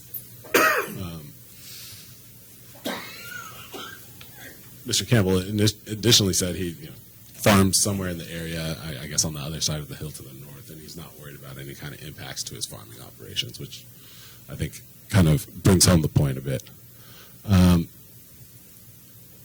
think, turning to the testimony of the actual appellant, I think how we discuss these things, the proposal is important in a sense.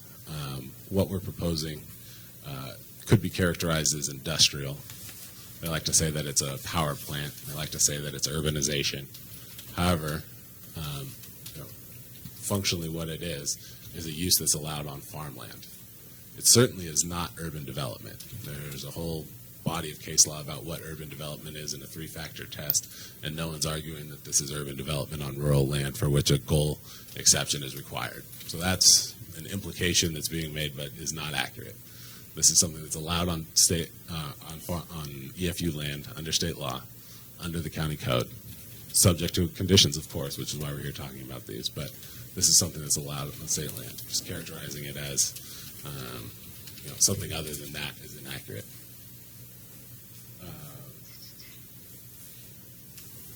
There's discussion about co-location and how somehow all the projects in the county should be considered as one and an end run on the 12-acre standard. Again, we're really just talking about one project here today. The issues with co-location and cumulative impacts that take into account any other project anywhere in the county or anywhere else are not before you here today and not properly part of the decision-making criteria that the Commission's facing. Ellen talked about heat islands, which we've dispelled at this point. the issue was brought up about local energy consumption. And we spoke about this, and it was an issue at the Planning Commission, because one planning commissioner took the position that, hey, you know, I could support this, and I'm sorry that I don't remember the lady's name, but she said she could support this if she knew or felt assured that the power being generated by this facility, she saw the benefit of the clean power, but wanted to, you know, think that it would be utilized in Yamhill County. So we went to the utility and said, hey, you know, in this specific location with the exact interconnection point that we're proposing, when we you know, turn this thing on and generate power, where exactly does it go? And the answer was, it goes to the local substation over distribution lines, and then it goes over local distribution lines. It never hits a larger transmission line. It never gets sent into the larger grid. It is used locally within the geographic area of that substation. There's a written letter from PGE in the record to that effect. So ultimately what that means is, and I'd like to point you to the diagram in appellant's, yeah, it's right here. Yeah, so the diagram in appellant's handout here, I think it's tab 10. So all section A, B, C, D are all not applicable. Those are all not implicated by this project. What it is we tie into distribution lines, not transmission lines, which are the big ones on the towers. And it goes to the local substation, and it stays on local distribution lines, and it's turned around. It's transformed there and turned around to local users. And that is documented in writing by the utility. So to the extent the commission is concerned, I'm not sure that this actually necessarily speaks to any specific criteria, although you could potentially weigh it as far as the, you know, the renewable energy value at a local level if you were doing kind of a broad interpretation of the comprehensive plan. Yes, this energy is used locally here in Yamhill County. There's some question about, you know, compatibility of solar with wineries at kind of the highest level that was raised. You know, we've presented some evidence about, hey, you know, many of these wineries in the county, they have solar installations. Yes, of a lesser size than this. Yes, they are often not selling the power that they generate to a utility, and they're using it on site. However, the point of that evidence is not to say that we're proposing the same thing, or that wineries necessarily have to support what we're proposing. It goes to, wineries are not incompatible with a photovoltaic solar technology. You can have, as is demonstrated in the evidence that's been provided, you can have significantly sized photovoltaic arrays in very close proximity to wine growing operations. There's nothing incompatible about those, in much closer proximity than we have in this situation. That's all that evidence was intended to convey. It's not intended to be a gotcha and pin down the wine industry and say you have to support us. It's just that, going back to what are the actual standards here and what are the actual impacts, frankly, you can have solar next to wine grapes. There's a lot of talk about compatibility with future uses, and that's the way that you could interpret the standard under 1202.2 is the compatibility standard. It says with every use allowable in the zone. So, you know, that could be, you know, that could bring in hypothetical uses. However, we're talking again about compatibility, not whether or not a hypothetical use would dislike looking at something that was next to it. It's again whether, if we're talking about wineries, whether or not you could grow grapes next to it. That's exactly what the purpose of that is, to avoid impacts that preclude or change or increase the cost of farming practices. Again, and it's the allowed uses, which are the farming uses in this zone. I mean, it was testified that compatibility should mean the perception of neighbors. I think that's exactly the opposite of what compatibility is intended to convey. Compatibility is, can you do one thing next to another thing? Does one proposed use preclude in some demonstrable fashion another proposed use, in this case agricultural farm use and growing of crops? And the answer, as is demonstrated by substantial evidence in the record, is no. So touching on a topic that we heard a bit about was construction of these projects and whether or not that is, clearly there are neighbors that had issues with a different project. However, we on this project realized that there was, based on the appeal, going to be folks who really scrutinize this, and accordingly we provided updated plans. We got approval from the Planning Commission based on what I'd admit are fairly generic weed mitigation plans and fairly generic soil compaction plans and erosion control plans. However, we've gone out and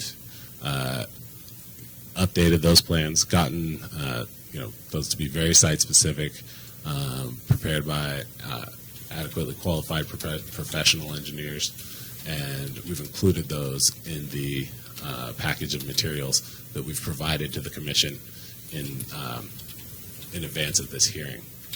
So when you hear people saying that they're concerned about herbicides and the applicant has not addressed that, in fact, we actually have. There's I think the biggest part of that packet, a little over half, is a weed mitigation plan. And what that weed mitigation plan entails is part of ensuring that weeds don't proliferate during construction, but then after the fact, during operation of the facility, is A, planting grasses, but B, having frequent on-site inspections, which become less frequent after the establishment of the grasses and whatnot, but where an individual walks around, identifies where any weeds are, actually maps where those weeds are, and either eradicates that weed in a very site-specific fashion, whether that's by hand or by a very limited list of natural herbicides, and that list is in the weed mitigation plan as well. So when you hear concerns about herbicide drift and concerns with what will happen to the soil, the level of attention to the weeds and the use of herbicides that would happen on the site is significantly less than what you would encounter in your average farm operation. It's very, to the point, weed specific. There's no widespread spraying or anything along those lines, and it's limited to specifically identified herbicides.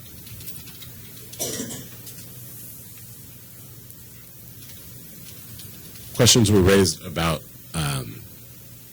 a water pipe that runs somewhere adjacent to Highway 47 and serves Atticus. That was raised before, and I'm not sure exactly how that plays into the standards or why there is an urban water source running out there, but the issue is essentially that there is a water pipe. There's a condition of approval that says before you dig in the ground and get your building permits to dig, you need to identify where the water pipe is and not impact the water pipe. That seems sufficient to address concerns of the neighbors with some sort of disturbance in their water service. However, if the Board of Commissioners thinks that more should be done as far as locating that water pipe and ensuring it's remains intact throughout the construction process, by all means, let's chat about that. We, again, don't want to, we have no intention or objective to disturb the water service to our neighbors.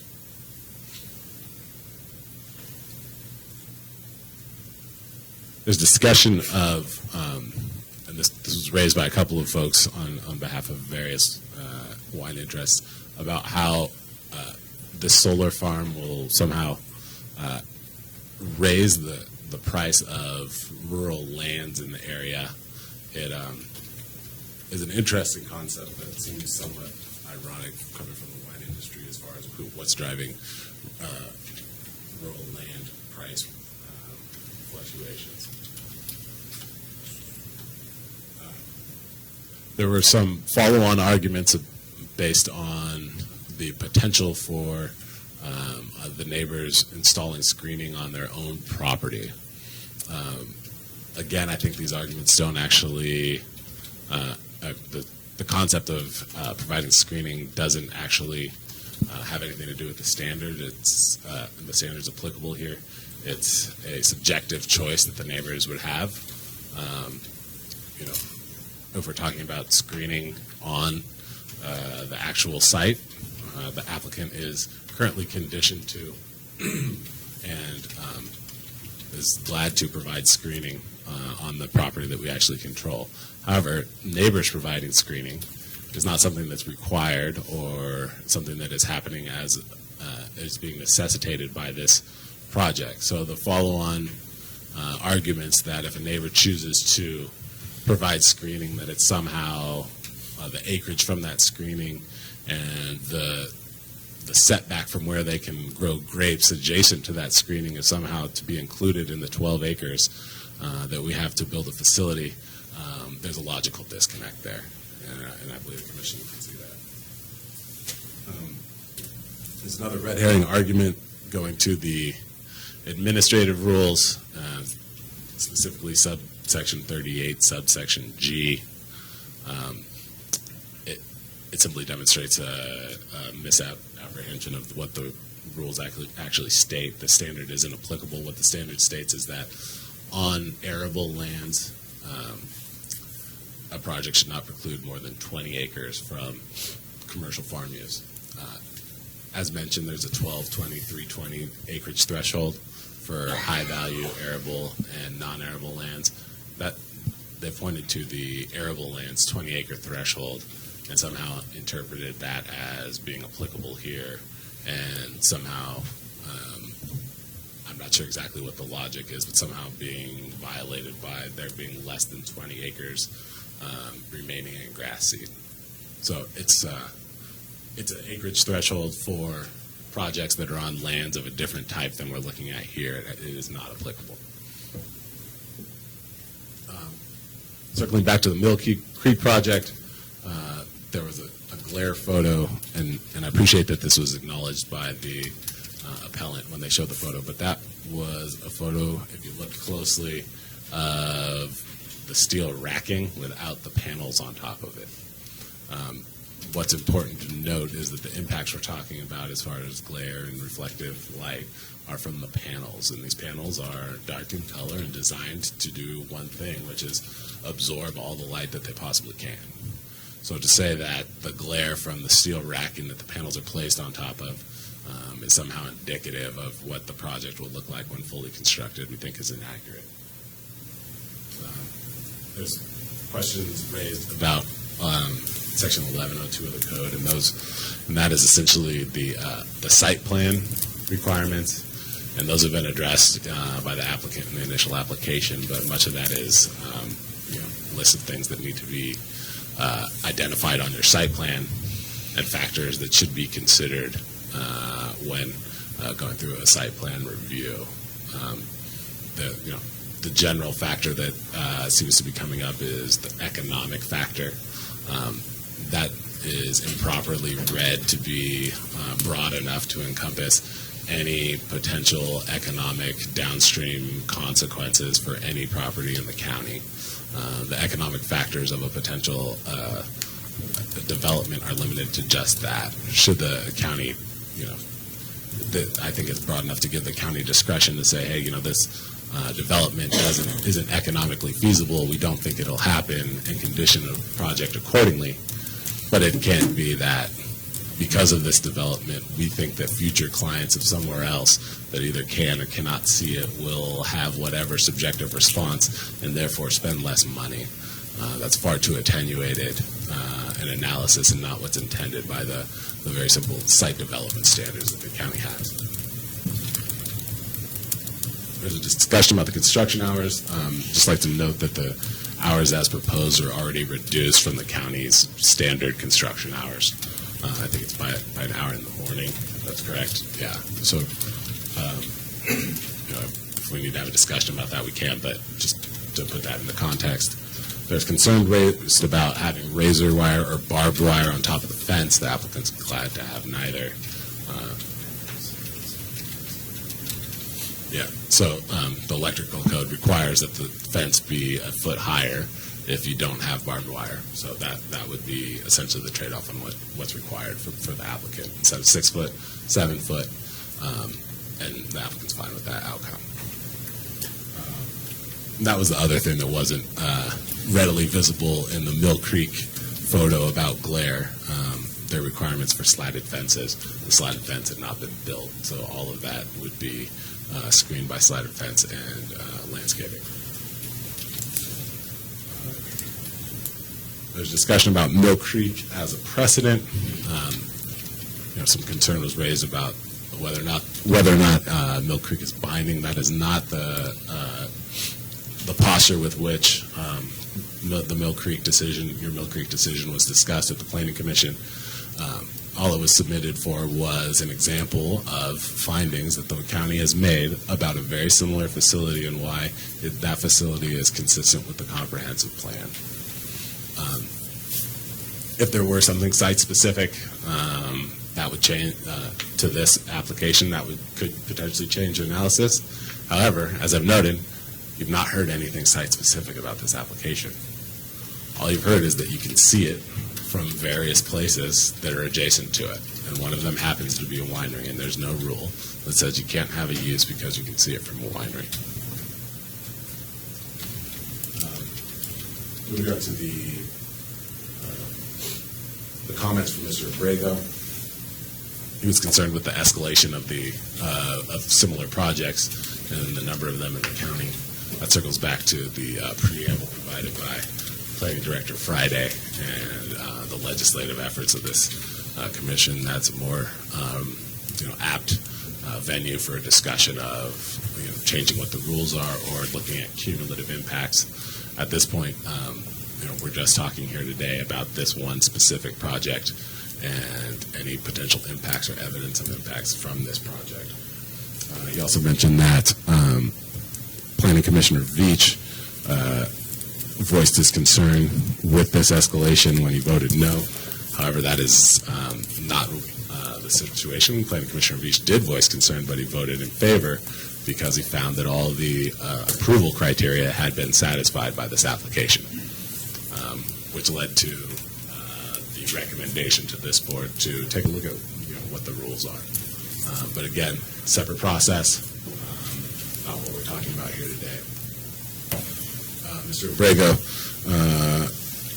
spoke to his concerns about soil compaction and herbicide, and again, we've provided updated plans in that regard that are very site-specific. I think there are something on the tune of 27 soil compaction management implementations. And also required is, under the plan, is post-construction decompaction. So the idea is before construction, identify a baseline of how compact the soil is, implement mitigation strategies throughout construction to avoid soil compaction, and then after construction and after the everything's done, go back and check versus your baseline of pre-construction, and if any significant compaction has occurred, undertake decompaction. So that's what is in the proposed soil compaction management plan. which the applicant is amenable to having be imposed as a condition of approval. Mr. Abrego also spoke about different plans being submitted for conditional use approval as opposed to actual construction plans.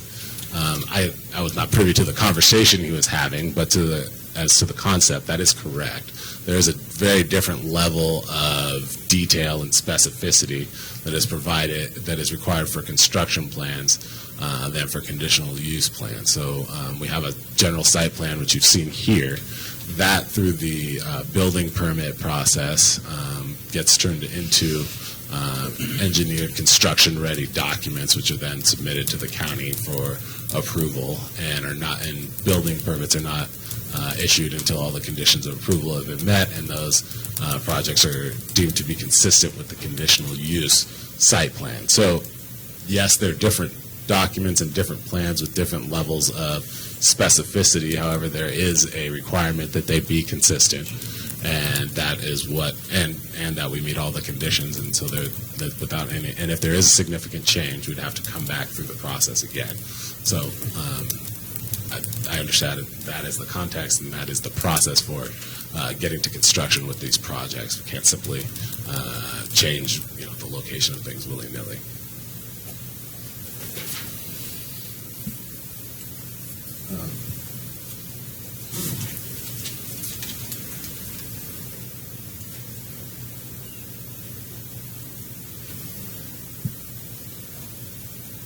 A couple more comments came in from folks who are related to the wine industry, and they were very concerned about the views as actually having to look at the project. Again, not what's protected. There was, I think, a reference to the scenic views section of the comprehensive plan. Take a look at the implementing goal 1 of the scenic views, protection of the comprehensive plan. Let me read this to you so that we're all on the same page about exactly what that does say.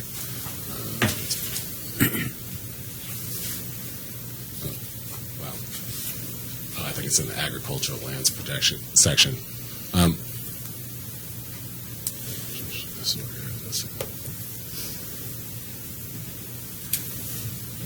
Policy 1, Yamhill County will allow uses that may impact scenic resources in the county, subject to the protections offered by the state and the county code. So, we could sit here and debate whether or not this 12 acres at the bottom of a hill is the type of scenic view that's protected by the county. However, it's not on any county inventory for scenic view protection.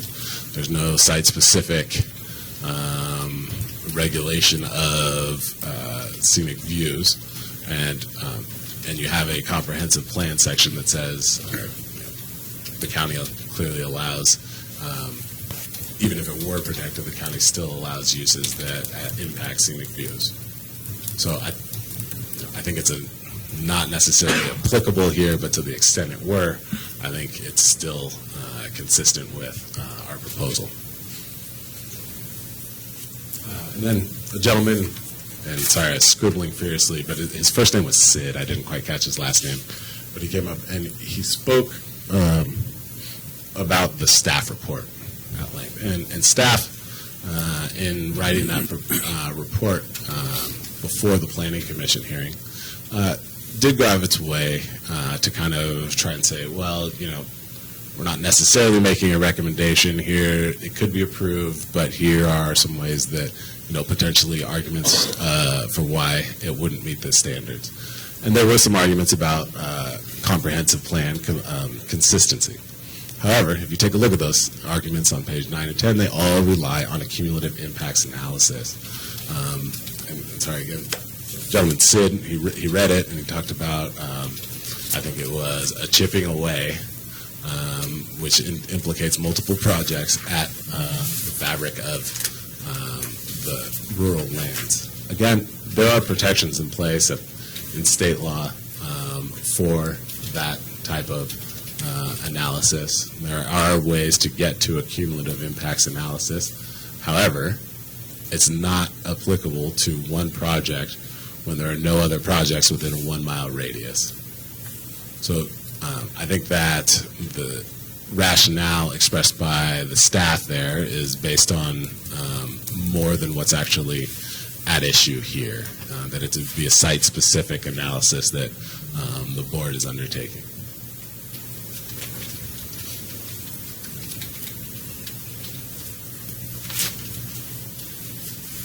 Finally, Ms. Bayer testified about concerns with construction. Construction lasts 3 to 4 months. To the extent you want to have discussions about access control, we can do that, or require us to work with county staff more closely. We're willing to have that discussion to make sure that the construction is done in a responsible fashion. We can't really speak to what's happening on the ground at another site that's, we're not in charge of. So, glad to engage in that conversation. My sense is that construction is, when there are going to be the most conflicts with neighbors, but it is only 3 to 4 months. And then we talk about the impacts that we've discussed earlier, and it's a very passive facility, and there's not going to be more trucks coming in. There's really only one, basically one per month, and then one quarterly site visit. So finally, just touch on a couple last things to wrap this up here, because I know we've been doing this for a while. There's some conversation and testimony about whether winery was a farm use. I don't think that's in question here. I think our point that the applicant is making is that we're not actually impacting the winery use. We're not saying that it's not a farm use and should be ignored or not considered. Yeah, but we are saying that wineries are farm use. We agree. We just don't think that we're impacting the winery. Back to not hearing anything site-specific, what you're hearing a lot of is that if lands could possibly be used for productive agriculture, they should not be used for solar. And that's a fair opinion for people to have. However, that's not what the standards say. The standards say that this is a use that can be allowed on farmland subject to very specific standards.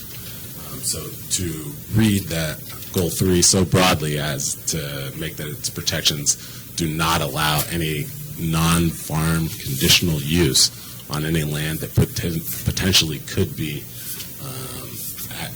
agriculturally productive. I think that's A, overly broad, but B, inconsistent with state law that allows for 12-acre sites specifically on high-value farmland.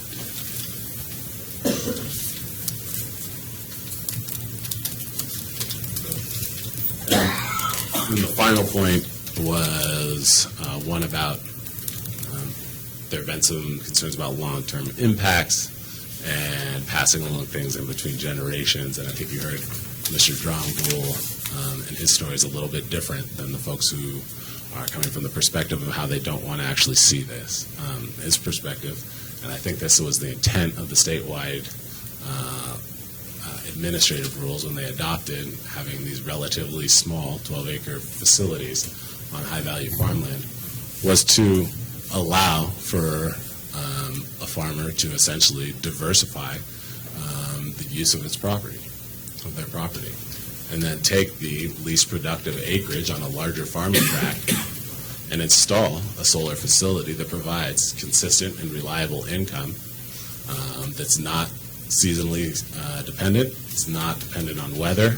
It's not dependent on all of the other factors that are associated with farming. You get a regular stream of lease income from your least valuable property and least productive farmland.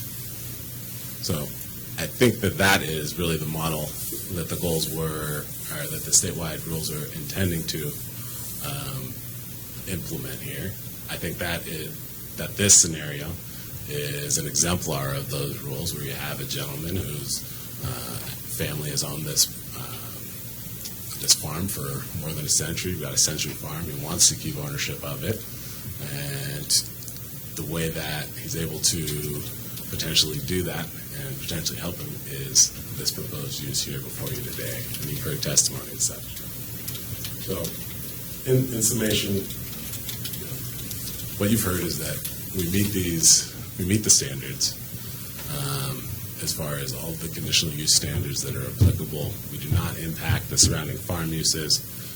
What you've not heard is anyone saying that because of the location of this facility, that they are forced to change anything that they want to do. There may be subjective decisions about how they want to screen on their own property, how they want to develop, potentially more to the north as far than to the south as far as their views, things like that.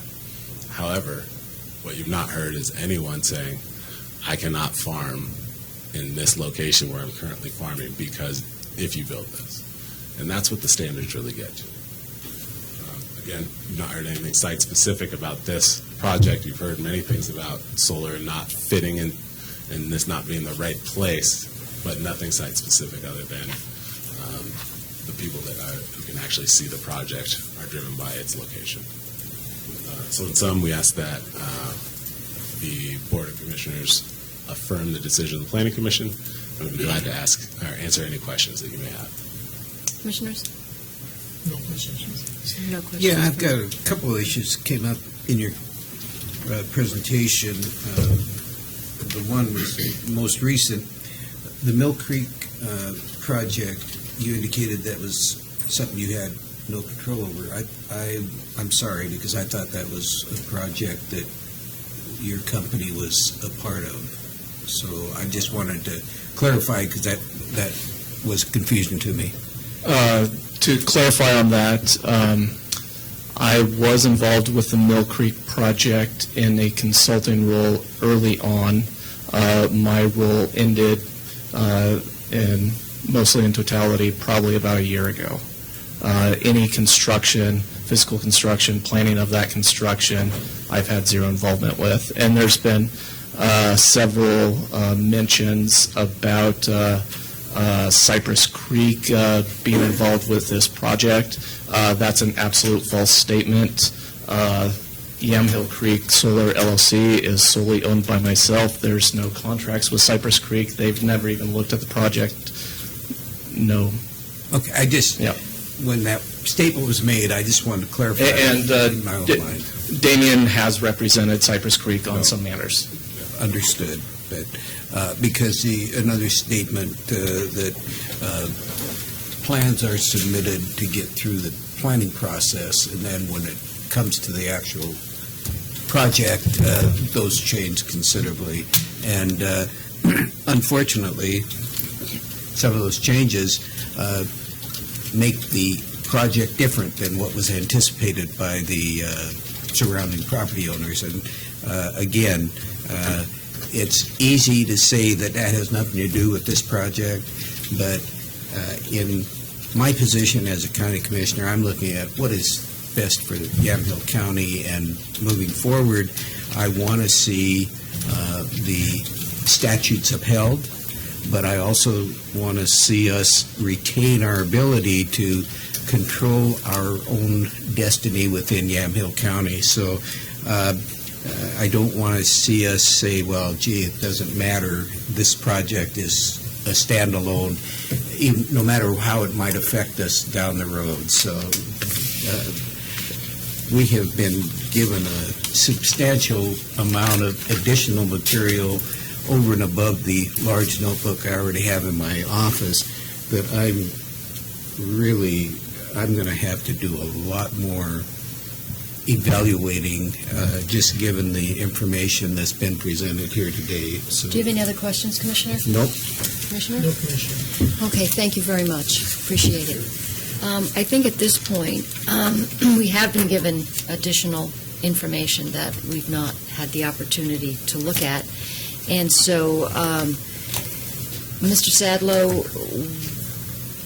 would it be appropriate at this point for us to put over deliberations and a vote for a week? You think we have room? We're Madam Chair, we're butting up against the deadline for making a decision. They have extended it once. Do we have? I was going to say that it's January 28th is our 150 days, so we need to have both the decision made and the findings. Findings.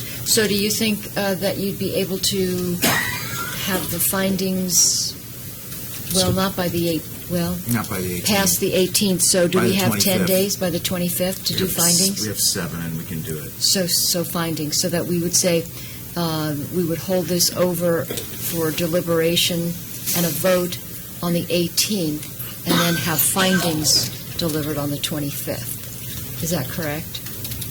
We can make that work. Okay. Is that the will of the board? Well, Madam Chair, I do have a question, clarification from staff. Clarification from staff. Was there anything in particular in this land use application that stated a cutoff date of when we would be received, when we would take written testimony until? Today is the deadline, So unless today, you it's extend not it. before the public, it's just today, as the calendar date goes with it, that public That's correct. testimony. So there is no actually date cutoff. And no Usually oral what testimony? We set date specific. Written, but not oral. Usually what That's happens is, at this point, you would close the public record, close for the receipt of public testimony, set it over for a week, open at either staff recommendation or deliberation, whichever is your pleasure. And that's usually what we have. All right, so then, does that answer I'm your for question? second or, yeah, that answers your Okay, question. so then at this point, So you we'll, need a motion, I think. so I would a make motion that to, motion okay. that we set this over for 1 week. No further testimony will be taken, but we will, at that time, do our deliberation and At the point of staff recommendation first. And open up at staff recommendation. Okay. That would be my motion. All right, we have a motion on the table. Any further discussion? All right, all those in favor of setting this over for vote and deliberation for a week and opening it up at the point of staff recommendation and then findings delivered on the 25th? All those in favor signify by saying aye. Aye. Aye. Let the record show that Commissioners Olson, Primizich, and Starrett voted in the affirmative. So at this point, we'll close the public hearing, and then, as we said, we'll open this up on the